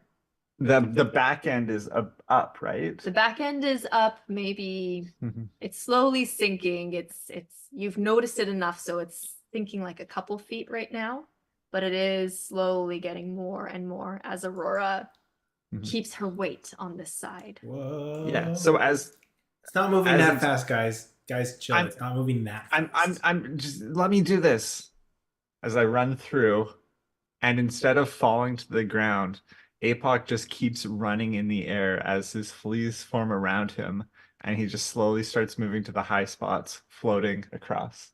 Okay. That's like 10 feet around, right? Yeah, I mean, it's gonna take a little bit, but like you can get there. I'm not adding weight. I'm just gonna try and balance it out. Okay. As I'm Elle with I'm her imagining Apoc like running through the air, but moving really slowly. it looks just really be like, cool. Oh, guys, I'm almost there. As Elle takes her wing flap and lands how far? So if I'm gliding, it says you can slow your fall and glide short distances. No. Use your reaction to spread your arms. Just doing so, you can fall gently you continue to fall gently at a speed of 60 feet per round, taking no fall damage when you land. If you would fall at least 10 feet in this way, you may fly up to your movement speed one direction you choose. So if I'm only falling 5 feet. So your wing flap gets you up 10 feet. I think we lost her again. Yeah. Your wing flap gets you up about 10 feet, half your movement speed. So you are 15 feet above the floor. And as you start to glide, you make it about, for ease here, you make it about halfway to the quadrant of air on this floor before Okay. you land almost just in front of Aurora as she is kind of moving very slowly. And as you add your weight to this side of the disc, you see the disc start to fall a little bit faster as two people are now on a single side. Oh. Basil's gonna yell out, "Move to the middle of the floor." Okay. Not our turn yet. Quickly move. Oh, yeah. Mrs. Q, are you doing anything? She looks down at herself, and she's like a little bit of a portly hedgehog. So she's a little concerned about throwing her weight into the ring. So she's gonna wait until maybe things spread out and she can help on the end where because she also moves very slowly because she's old. She's gonna wait until she can help on the side that's closest to where she is. And she's just gonna yell things at people. Okay. So Aurora, Apoc, Elle, we're kind of in your situation right now. So you're about 20, 30 feet closer? I mean, yeah, it's 10 feet per round. I don't know how many rounds we've gone through. Okay. I'm at this speed, I believe Aurora can walk a little bit faster than you. I would hope so. So Aurora and Elle, Apoc, you're in the air. You're about 20, going on 30 feet. So you are about a quarter of the way into the room. You're a quarter of the distance to the door on the other side of the room. And as Elle and Aurora kind of scramble to the middle of the floor itself, you do see the floor stop shifting and slowly start to shift back. But from your point on the floor and in the chamber itself, you hear an echo of a There it is. as you see clawed hands kind of come up from underneath the floor, grabbing onto where the floor had tipped, allowing whatever was underneath to reappear on the top. As you see a large kind of lizard-like head move over the up end of the floor as it starts to slowly sink down, sinking a little bit faster now as the weight of whatever these creatures are start to move over the top. As you see one claw and head appear, and then another, all right beside each other. Steph. All right beside each other as you see five of these creatures pull themselves up and over. These very long salamander-like bodies with these sickly kind of gray blue scales, just sort of looking very grotesque and very bulbous in this space. These like milky white eyes with a single slitted pupil looking at you and rows of sharp teeth. We will all need to roll initiative. Jesus. How many heads do they have? I'm sorry. They all just have one head. Okay. But there are 5 of them. And I will send around an owl bear. Nat 1, baby. Oh no! I need a good die roll here. Oh, it's not bad.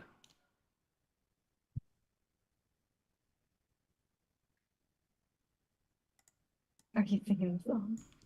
Yeah.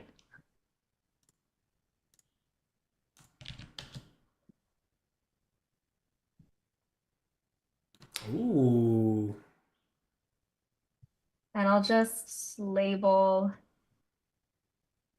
Give me a second because I'll just label what's going on here. Oops. Commit.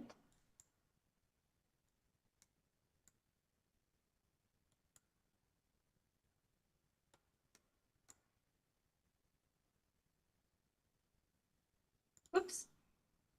Come on. To make it a little bit easier, I'm labeling the quadrants for you guys. Oh.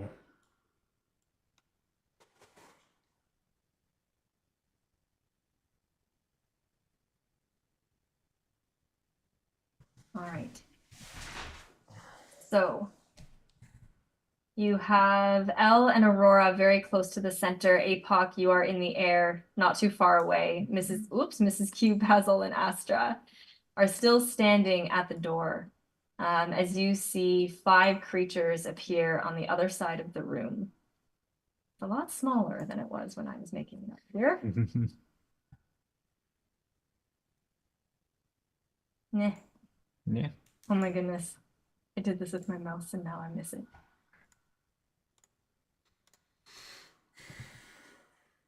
All right, so Apoc, what is your initiative roll? 21. Ooh, Sir Basil.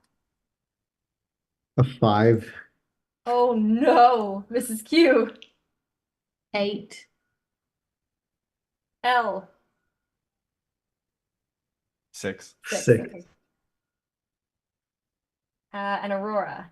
I rolled a nat 1 for a total of 2. Cool. That is not great, guys.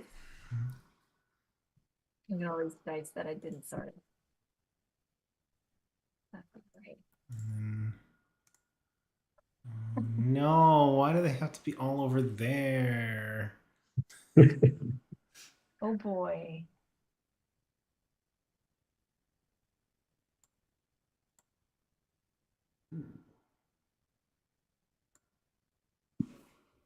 Okay.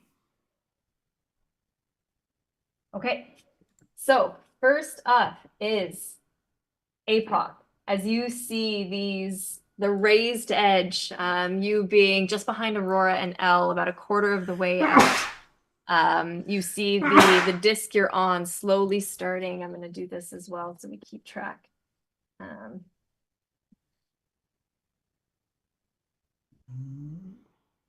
You turn and see Mrs. Q and Basil behind you, the low end of the disc, now closer to almost a 10-foot drop from the parapet or the piece of stone that you're standing on, Mrs. Q, Basil, and Astra. and these large, very salamander-like creatures starting to snarl in the direction of food that has not made it here in a very, very, very long time. What do you do, Apoc? I'm about the whole room is 120, right?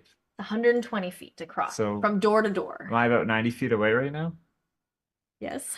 Okay, that's the range of Hunter's Mark. So Okay. Apoc's just gonna eye the one, I guess, right in the middle.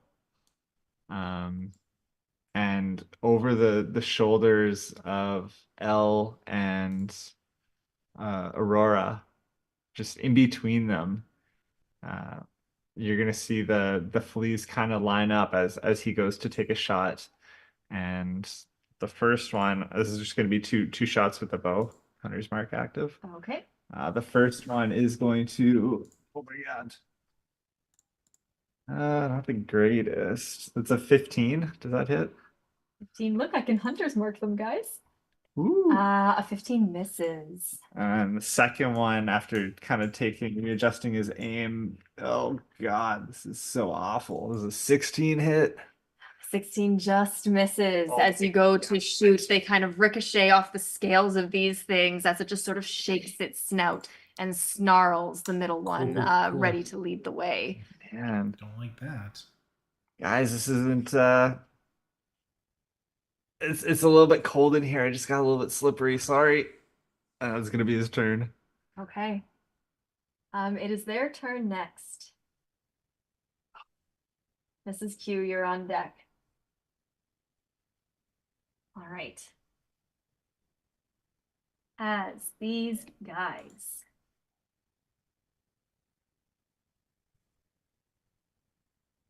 where is my movement speed here? As you see these guys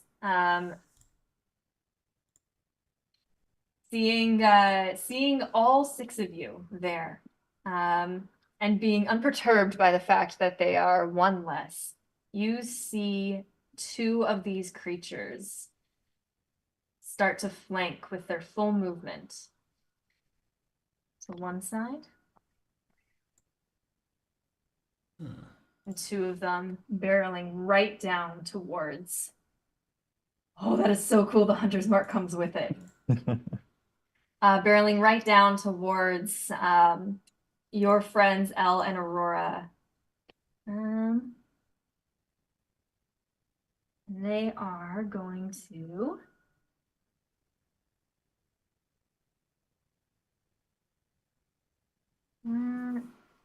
they're gonna do this. You see one of them run right up to Elle and Aurora while one of them is staying right in the middle. You see it kind of grab onto the one of the pieces of stone, sink its claws into the stone itself, take a deep breath in, and unleash a cone of frosty energy towards Aurora, towards Elle, and I think it's going to hit Apoc as well in a 60-foot cone. Love it. Love to see it. I need Constitution saving throws from Elle, from Aurora, and from Apoc.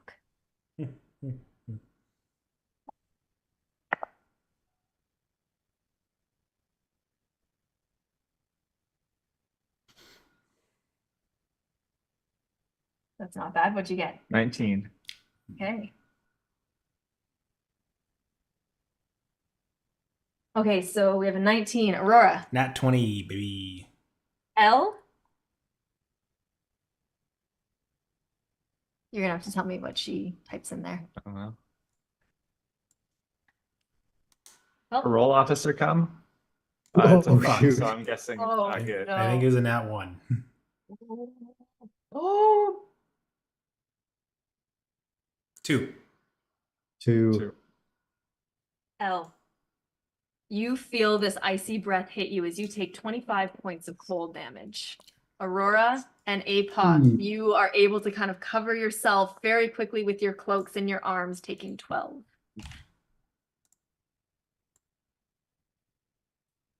And I think that will be their action. I think the rest of their actions. Can I double check what saving throw it was? Because I couldn't Oh. hear. Constitution. Okay, well it's a 5. You still take 25 points of cold damage. Unfortunate. I don't know if there's a plus that can help out with a 2. I appreciate the effort though. Wait, so which creature did this? So this was the creature right in the middle. Right in the In middle front of- here. Okay. The other creatures started to flank and close in using both their movement and their actions in order to do so, with one of the creatures staying as support. Okay. It is now Astra's turn. What can she do? She's still up top of us, right? So she is still on top of you, and there is about a 10-foot drop to the bottom, to the goodness gracious, the disc right now. She is going to. Oh no! Did Hunter's Mark drop? Checking. Is it 10? You took 12, so yeah, 10 is what you need to beat. Sweet. It was a 10. Great.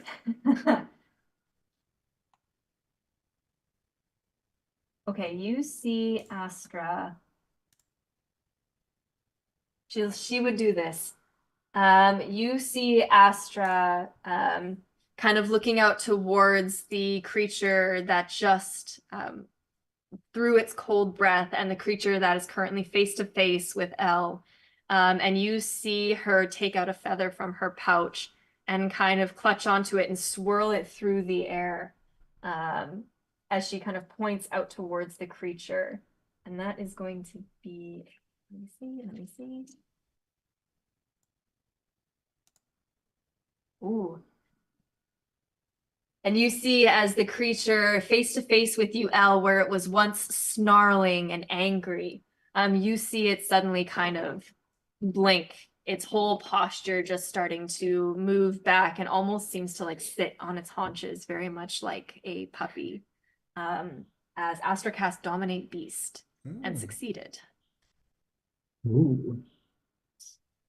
Oh, wait a second. These counts as... My mistake, they are not beasts. Oh no. Fucking NPCs. Yeah, Worst. you see it. Well, that's a I DM love- fault. That's on me, guys. That's on me. Let's go. They're Fuck. worse. Yeah, you see as the spell almost takes hold, but realizing that it has a little bit more toughness to it, is able to shake it off as the spell does not find the hold it needs in the mind of this creature. Okay.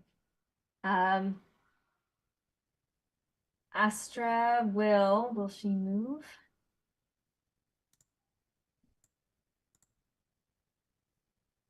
Astra is going to stay for now until she can help to balance this a little bit more. So Mrs. Q, you are up. Elle, you're on deck. With the creatures being on the other side of the, where are they? Hang on. Oh, have they spread out? I'm struggling to see here. 1, 2, 3. Sorry, they're a little Cool. bit. Oh, I see it. I see. Okay. So, from Mrs. Q's vantage point, like, can she see that if she steps onto this circle platform right now, that she's going to cause some weight distribution problems? So right now it seems to be, because we're moving in bullet time, right now before the creature showed up, it seems to almost be not trying, but evening itself out with Aurora and the majority of the weight being closer to the middle. Okay. You know that as soon as Aurora stepped onto the disc, it started tipping. You can make whatever assumptions you like from that point. Okay. Well, then Mrs. Q would be concerned about adding more weight to it and making her friends like uneven. But she is really concerned about Elle and saw the attack that she took. So she sort of yells, and you see this like, what would it look like? Like a pink flames, I guess, coming out of her hands towards Elle as she casts protection from energy. Okay. With specific protection against cold damage. Ooh. Very nice, Mrs. Q. Very nice.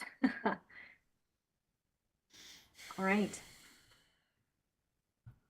And you are concentrating on that, I believe. Correct. Okay. All right, so Elle, you feel a little bit warmer as you get this protection from Mrs. Q. Anything else on your turn, Mrs. Q? I don't think so, no. Okay. Elle, you are up. Sir Basil, you're on deck. Mm.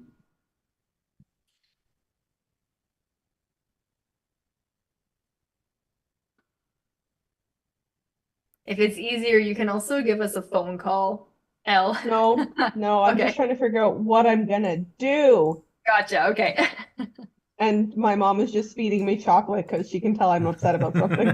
Oh no, I'm sorry. Just All right, so this thing is right in front of me. Shit. Okay. oh shit. Oh shit. See it snarling. You see like the slit pupil in these milky white eyes staring at you. You see the rows and rows of teeth as this jaw looks like it can just swallow you whole if it could. Yeah, and that's not good. Ah.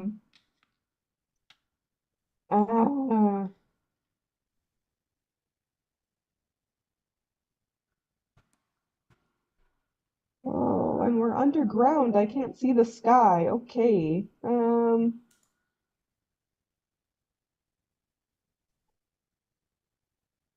Is this just a big flat disc? Mm-hmm.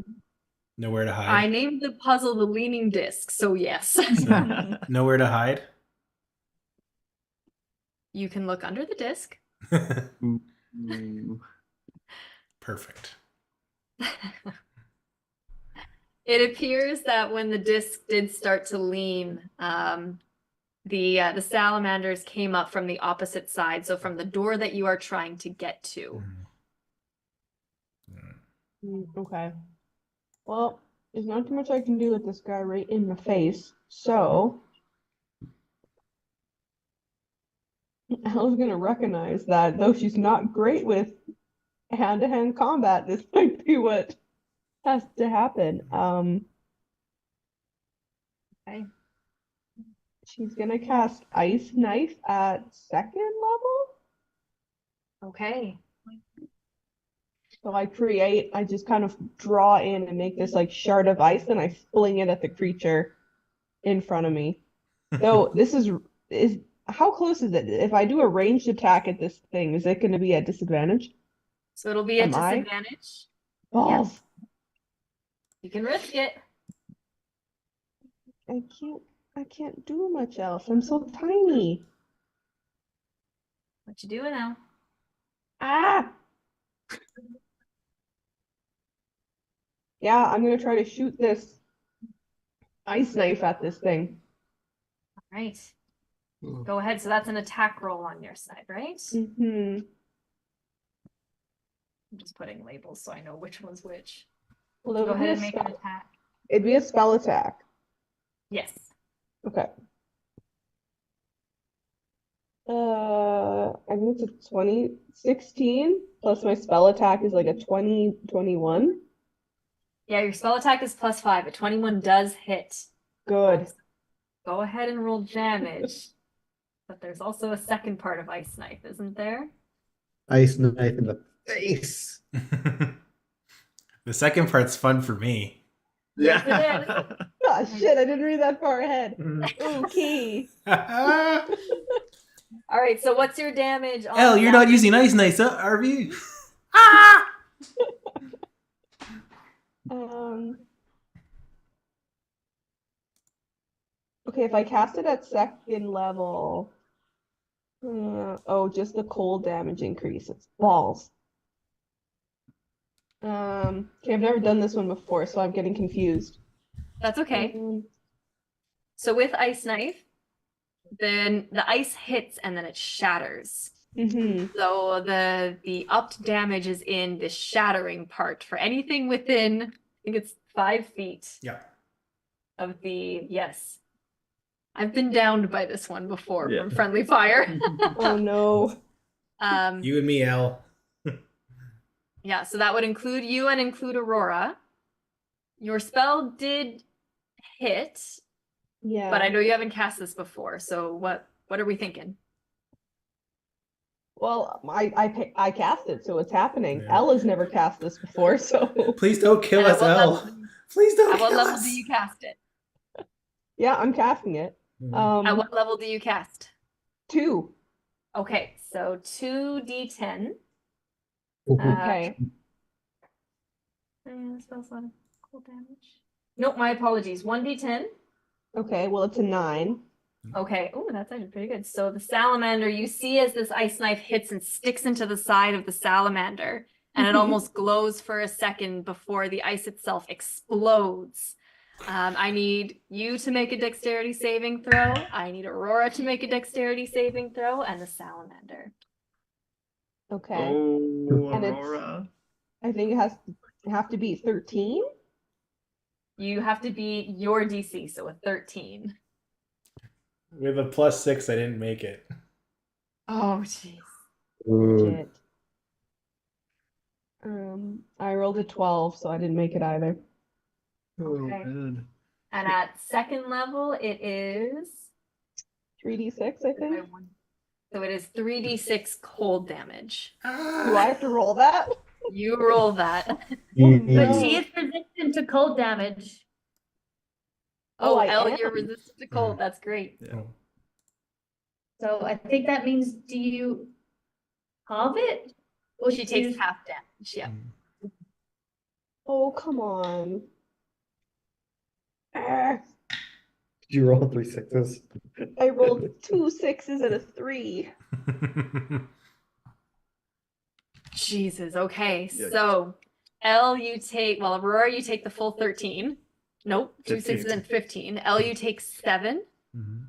And Oh. as the knife explodes and you see, you both take this cold damage, you see the salamander completely shake it off. No No, damage wait. taken from the cold. Invoke the Amaranthine means I'm switching their save to a 10. Ooh. Who's save? Aurora's? No, the salamander. So that they fail. Well, it's whatever the roll is plus. I'm assuming they don't have that much of a plus. I But they will. just need to be. I get a feeling that these ice salamanders are immune to ice damage. Yeah. Shit. Don't Is it- keep Okay. that in book the Oh, Amaranthine. it's- You get the sense that they're immune. That's what we call in the business a rookie mistake. There's too much happening. Yeah, it's okay. That's okay. Round 1 of combat. You're good. We're watching the plows out the window and be nosy with the neighbors. There's too much going on. Elle, you were supposed to protect me, All right. not leave us in ruin. Ooh, Elle. Elle, are you doing anything else on your turn? Mrs. Q, keep that invoke the Amaranthine. I'm not going to force you to spend it on that. You got she a sense did. initially that these things are immune to cold. If Elle can sit down and cry, she would, but no time for that. Okay. All right. So stand in your ground, Sir Basil. You are up. Aurora, you're next. Okay. So Sir Basil, because of his German feet, he can like standing long jump 30 feet. So from his vantage point, because he's like 10 feet up, if he jumps, I think measuring it, I think he'd be able to land like right on top of this creature in front of Elle. So what he'll do, I guess Mrs. Q, you'd see this. He'll kind of like whip his sword to the side, and gripping hold of it tight, you'll see like flames start to like engulf the blade as he uses, which ability is it?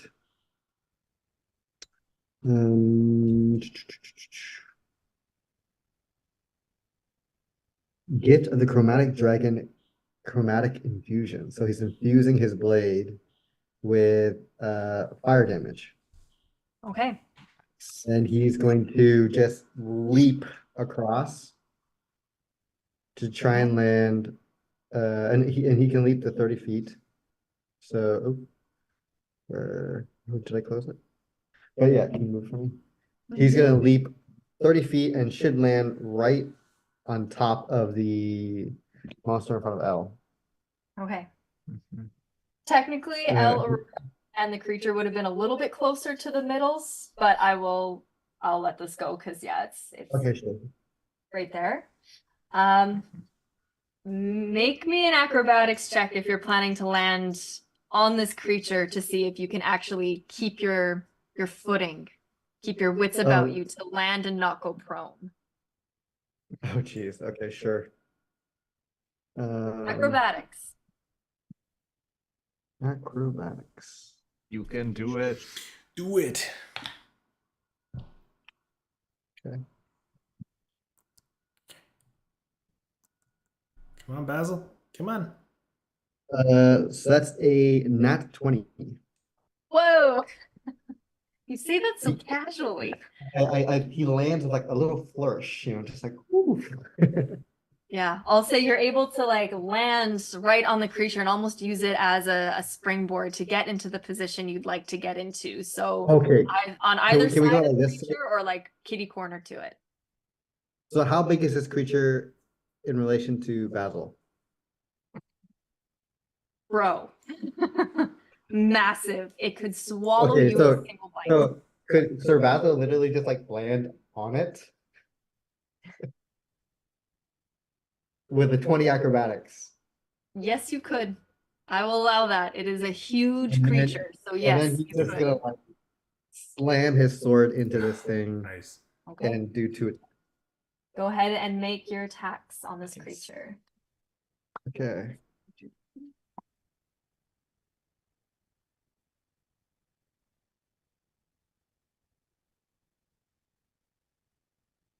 So the first one will be a 24. That hits. The second one is a 16. A 16 misses. Okay. It just misses as your first one kind of makes you go a little off kilter, and the second one doesn't quite land a strike. Okay. So for the first one, it's gonna be make sure we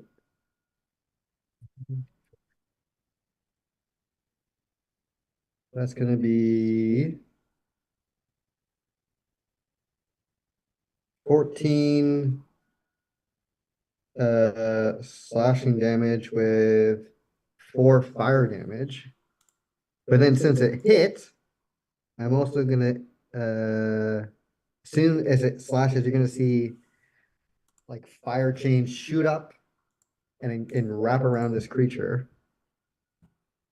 And Oh, right. sorry, it's been a while since I've done this, so That's okay. Yeah. Target takes an extra. Okay, it'll take an extra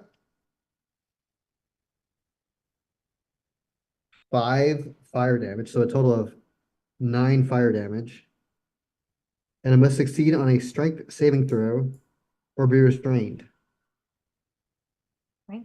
Saving throw.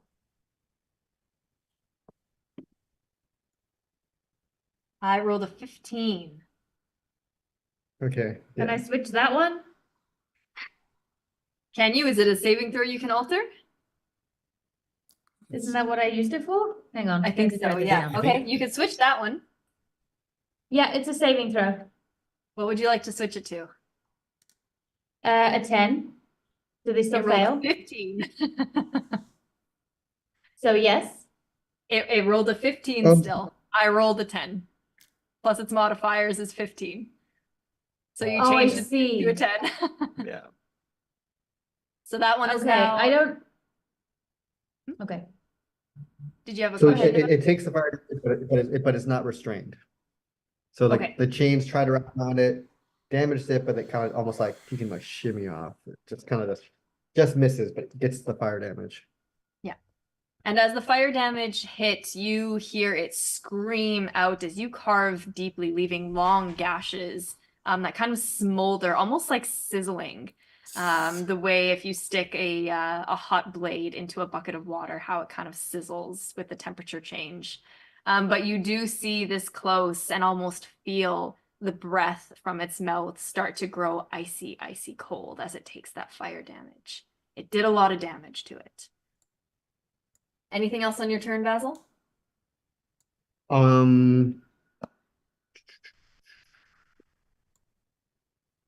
Already used my bonus. Can I stay on its head? Or do I Pardon have me? to like, can I stay on its head? For right now, you can stay on its head. Maybe I imagine it's like that one attack that hit, maybe my sword is still stuck in its flesh. I'm like holding on to the sword, almost kind of like riding it. Sounds good. And yeah, that's all I do. All right. Aurora, you're up. Apoc, you're on deck. You jumping into that spot completely changed my thought. You know what? I don't think you know what? I'll just do it. You see Aurora take a couple steps forward, gets about 10 feet in. As you do, you see her fur start to crystallize over. You can see her eyes go that dark sapphire blue. You can see like the mascara she had starts to run as it like drips down the side of her face. Kind of like these black lines just along the jowls. As her like fingernails start to elongate with that silvery, like just long silvery nails, just sharpened, as she just screeches out turns around and screeches towards the two salamanders, E and D, as she, and I guess Basil, you're in it too, as this glare, this sapphire blue glare combined with this screech just trembles them with fear as I cast the fear spell towards them. Oh, Okay. geez. Wisdom saving throw, please. Okay. So salamander, D and E, you said. Yes, please. Wisdom. Salamander D rolled a 15. Salamander E rolled a 12. So E failed. Okay. Wisdom. Oh, geez, I'm terrible. Come on. I'm going to use my inspiration for that. Oh, That's a 16. You pass. You pass. Woo! Okay. So E is frightened, but with this particular type of frightened, they can only use the dash action on their turn okay. to get away, and they can't save until they're out of line of sight. And save until they're out of line of sight. Okay. Cool. Or until the minute elapses. All right. Cool. Excellent. All right, and that's your turn. Yeah. Don't worry about that one. All right, as you hear Aurora's raspy voice in this form whisper out to all of you at the top of the initiative, you feel the disc start to shift once more as the weight is still on the side that was lowered in the first place, now moving a little bit more towards an off-kilter on the side with the Earth quadrant. As the disc slips down another 10 feet. So the high side is about 20 feet up, the low side is about 20 feet down, making it a little bit harder for Basil, Aurora, and Elle to actually keep your footing as you are now starting to lean to almost need to grab onto the disc itself to prevent you from slipping down any farther. Apoc, you are up. Still floating with your fleas. What are you doing? Okay. Man, I want to get out of the bunched area. I'm gonna move 10 feet this way.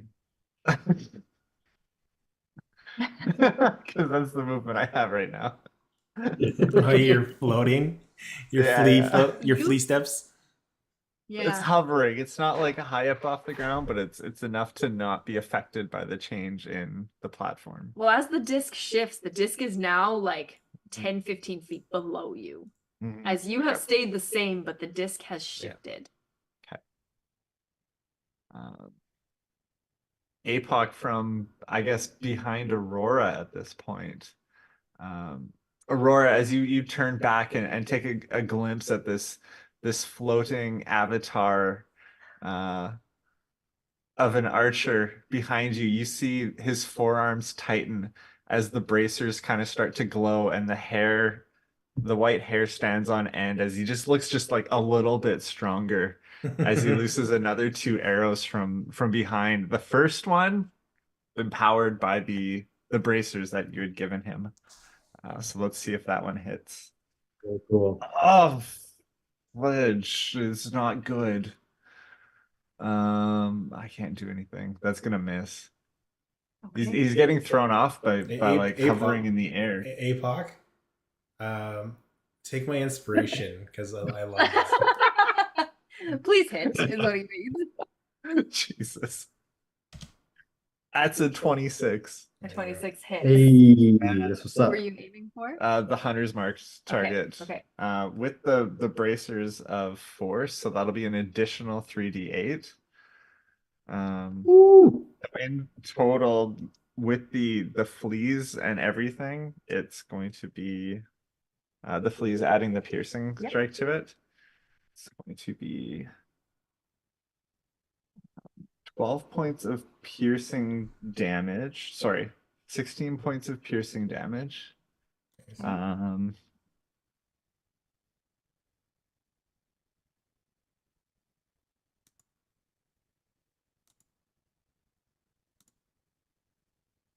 And 12 points of force damage. And 12 points of force damage. Woo. Yeah. Okay. That's the first attack. That's the first attack. Right. Second attack. It's going to be a 23. That hits. And that's just these 2 guys, I believe. Take it down.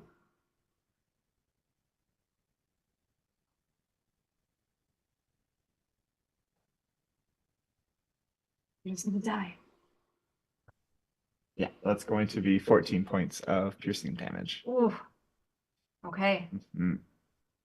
As you loose the arrow twice, you see it stick into the side of this thing. It kind of shakes its head and screams out in pain. You did some damage to it. And you can see it start to bleed this like weird, like inky blue, royal blue kind of blood. Anything else on your turn? I think that's everything. Can you go get my charger? Yeah, from my definitely. You- Thanks for the words of wisdom, Aurora. You look great. Yeah, I do. Regal. Majestic. Powerful. You're like shouting this as he's floating 15 feet above you. It is now the creature's turn. Eep. As they prepare for another onslaught. So for this guy, I forgot to mention the one that I attacked, their speed or their movement is reduced by 10 because I hit them. okay, gotcha. You're like, I don't know if that would. you're be like much better. riding it. Yeah. If it moves, then they will be infected. Thank you, sir. Technical difficulties. My computer is so old that as soon as the battery light goes on, if I don't plug it in like a couple minutes, it will just die. It will just give up. Okay. So for the creatures, you see, we're gonna go in order here. As they are now hanging on by, as they're now like hanging on as much as they can, nails into the ground. You see creature A, the one who's been hunters marked by the fleas, try and take in a breath to once more unleash it towards you, and just sort of shakes as the damage is too great for it to focus. But it is going to close the distance to Aurora. Ah! And is going to take its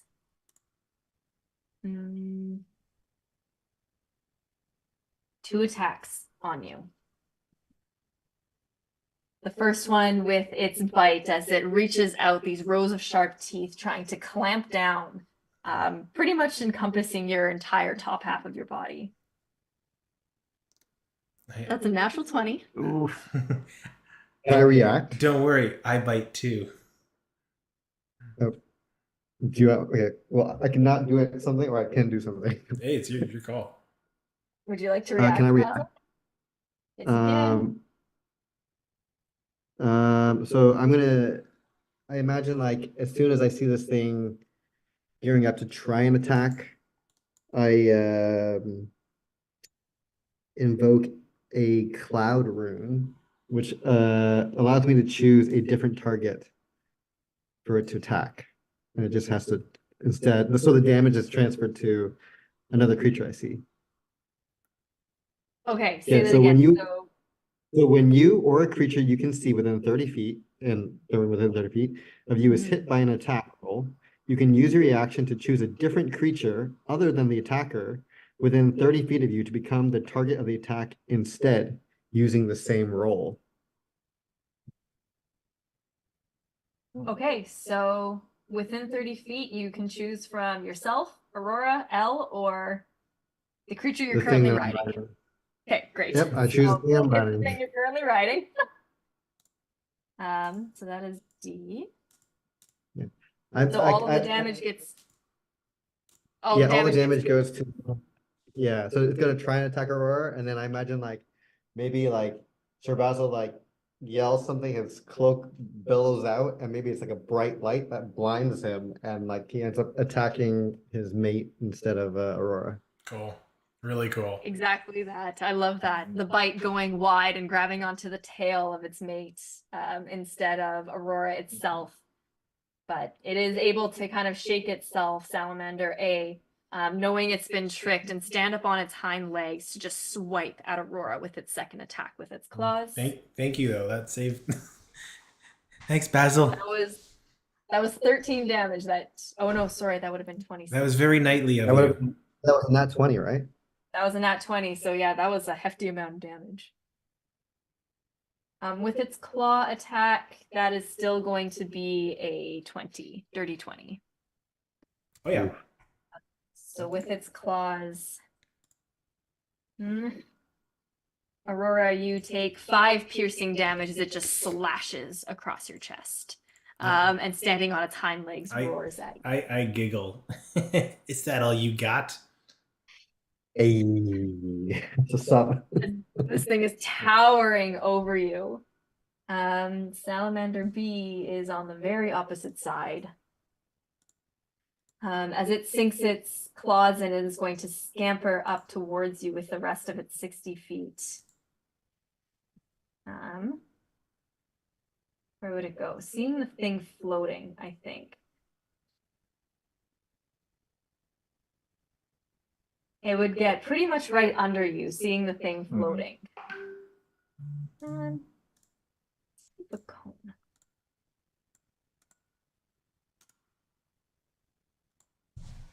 That one can't do it. Never mind. It is going to look up at you, Apoc. Actually, it will do.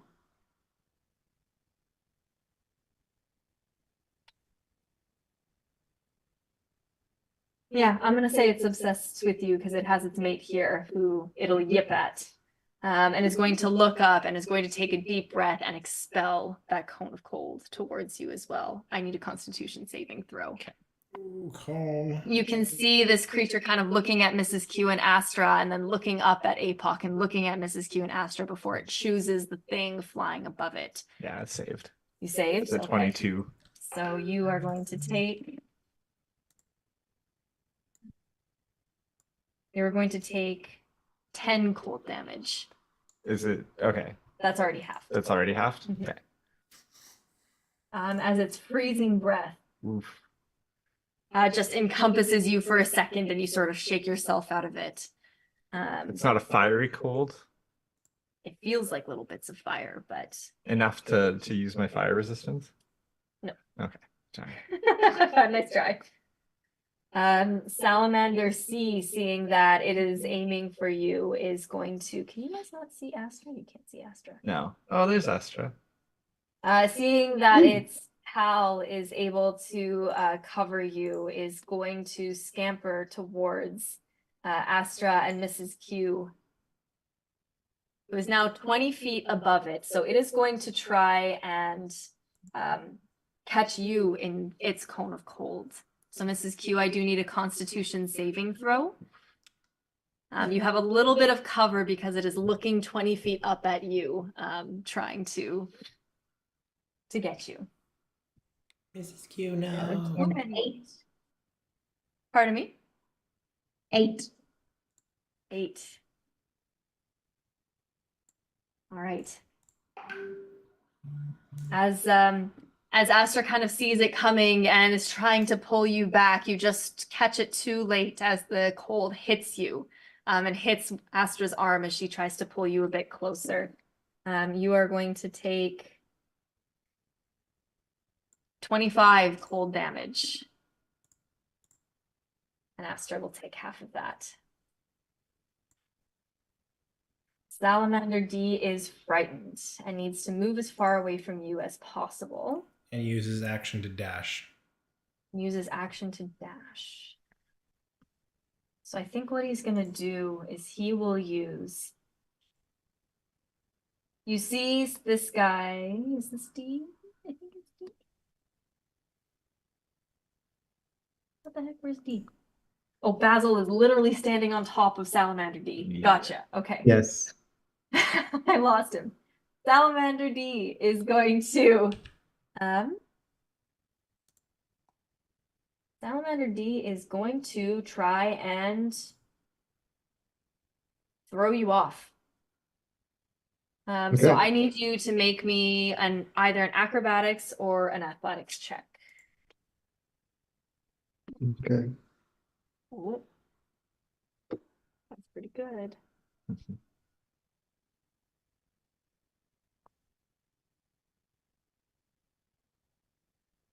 That's a 25. Oh my gosh. Why aren't you flipping more often? Yeah. Yeah. Anyway. It 25 rolled, acrobatic. Your flip night.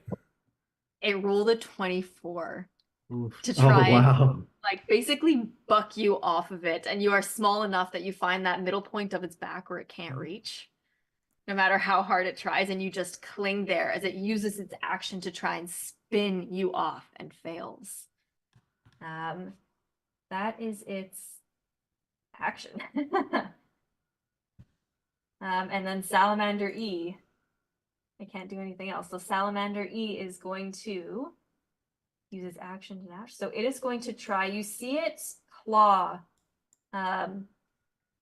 Its claws digging in as it's almost like heaving itself up this disc as it is just trying to scamper as far away from Aurora as possible, hitting the edge and trying desperately to find a crack for it to hide under and to go through as the disc continues, pardon me, to lean and lean and lean. That will be their turn with Astra up next. Seeing the chaos that is...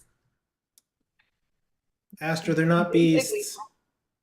Pardon me? Astra, they're not beasts. I'm sorry, I got it.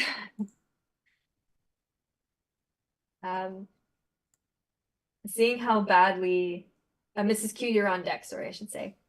Seeing how badly Elle is hurt, right in front of the like giant gaping mouth of this thing. Basil's doing okay. Yeah, Elle, you seem to be the worst one hurt, so she is going to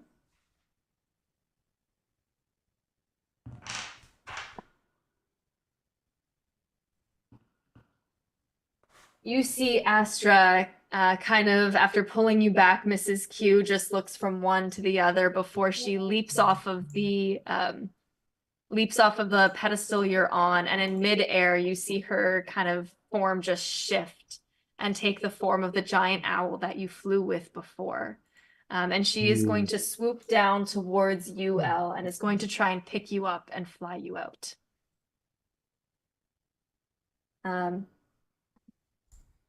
Is this something that you would resist, Elle? As Astra is going to try to get you out of there.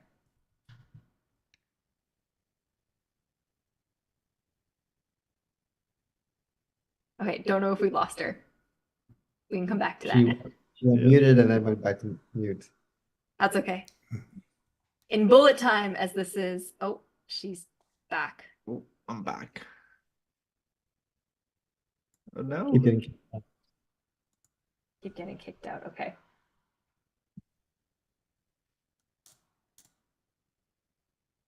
Okay, I don't know if you can hear me. I don't hear anything that you said after Astra. Astra is going to transform, is going to beast wild shape into her giant owl form and is going to try and get you out of the salamander's range by flying down and picking you up and getting you away. Okay, so I don't think you resist. So as Astra kind of swoops in, the talons grabbing around you and just flying you out of there. The salamander is going to take one swipe as a reaction towards the giant owl. And I think that's going to hit Astra's form.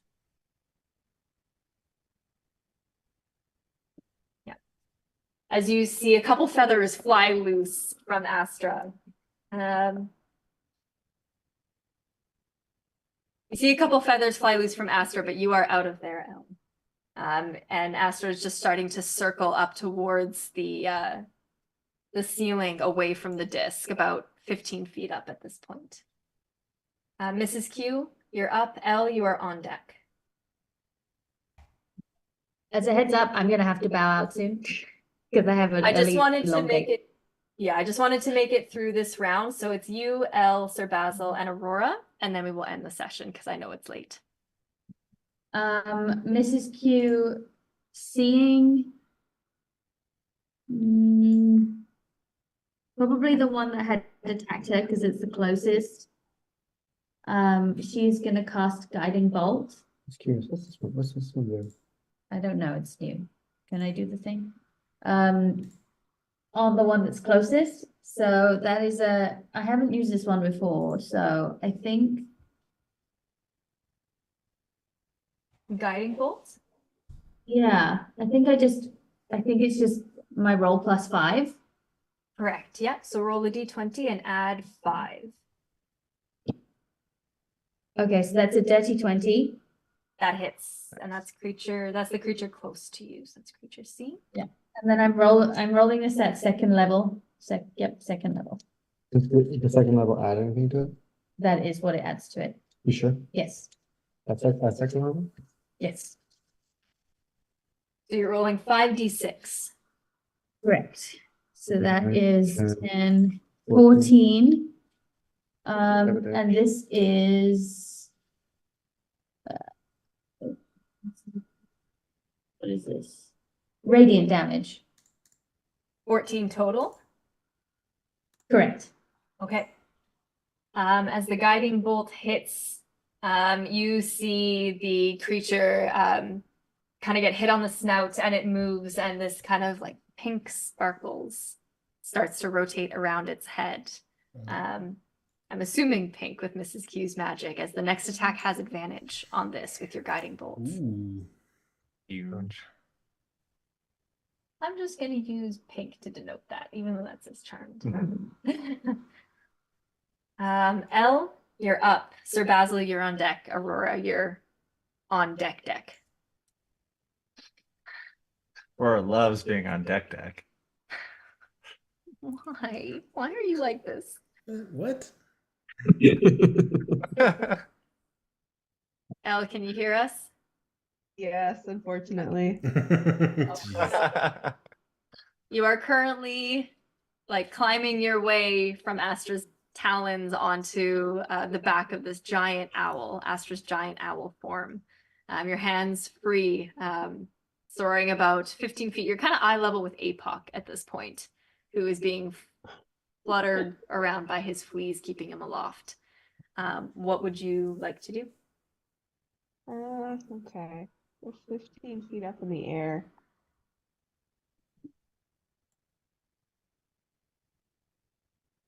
Are all of the salamanders engaged right now with somebody? Except They're for the front one. Okay, except for the front one. Okay. Oh. but Salamander B and Salamander, don't know what you are, C. They are not within melee range of anybody. They've attacked people and been attacked, but they're not in melee range, if that's what you're asking. Yeah. Just there's not much I can do. I'm not prepared to fight things that are immune to cold. If you need a moment or two to think, we can hop back to you.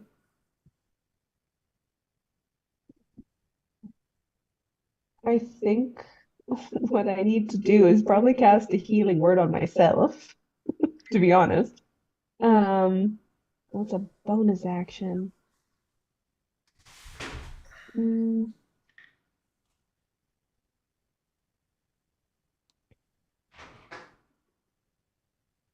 Yeah, I think I'm gonna cast healing word on myself as a bonus action, and then I can use a cantrip as my action, right? Correct. Yep. Okay. Well,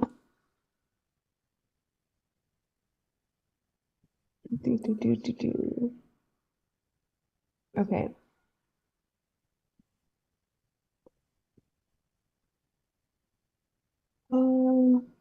1d4 plus 2. Okay. I rolled a 1 plus 2, so 3 hit points. Woo! That's something. You got this. You got this, Rook. Jeez Louise. Okay. And then I'm gonna use Thorn Whip because it's my only attack cantrip. And I guess not Charmy Boy. I would say the way that you and Astra have flown, you kind of swooped in, you'd be somewhere, close to Salamander B. She Okay, kind of then swooped in, grabbed you out, and swooped around. So you'd be kind of around Salamander B. He would be the only one in range. Around the Okay. outside. I'm Around the gonna try outside. casting. I want to try to help do something, so I think I'll cast Thorn Alright, Whip at him. Make an attack roll. Come on. Ooh, that's a natural 20 Very plus nice. 5, so 25 to hit. That hits. That hits. So it is 2d6 doubled. Woo. Yay. That could be like Ooh, 24. I got a 5 and a 6, so 11 times 2, 22. Nice. Nice. That's awesome. That is a beefy thorn whip. You like smack it across the snout and it recoils, kind of confused as to where you came from. All right, as you stay safely on Astra's back in her giant owl form, Basil, you are up. Aurora, you're on deck to close out this round. So I think the way that you're narrating it, like Sir Basil has now kind of like crawled onto this creature's back and it's like just holding on for dear life.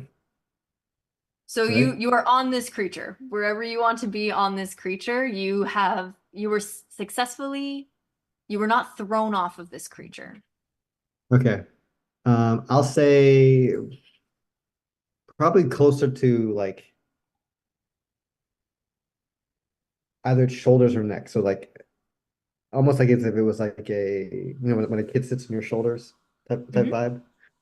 But he's gonna go. Basil's gonna go Hulk mode. So he's now going to turn into a large creature. How does this impact the creature that he is standing on?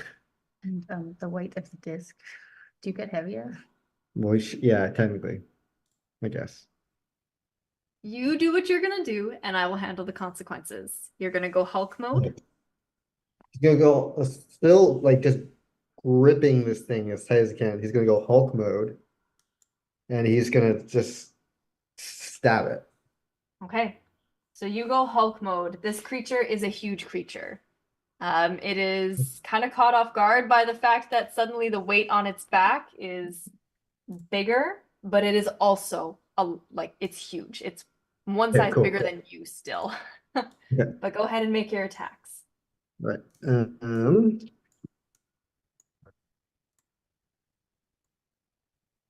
So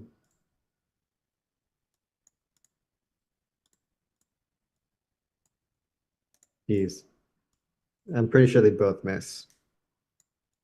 It's only a 13 and a 12. Both miss as you try Oh, to strike geez. a little off balance, unfortunately, as this creature is it's a slippery one. Want to use a thing on me? Oh, I can give you one. Sure. It's a 17 then. Okay, so then in that case, it's a 20. Okay, Four. one of them hits. Roll your Right, so damage. for the one that hits, that one is going to be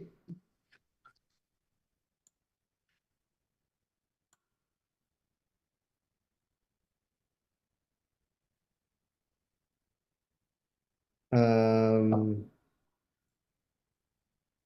18 slashing damage with Whoa. 2 fire damage. Whoa. As you basically carve a chunk out of this thing, you hear it scream in Hey. pain as it is not looking great. All right, Cool. Aurora. Looking over at B, this huge creature. Oh, thank you.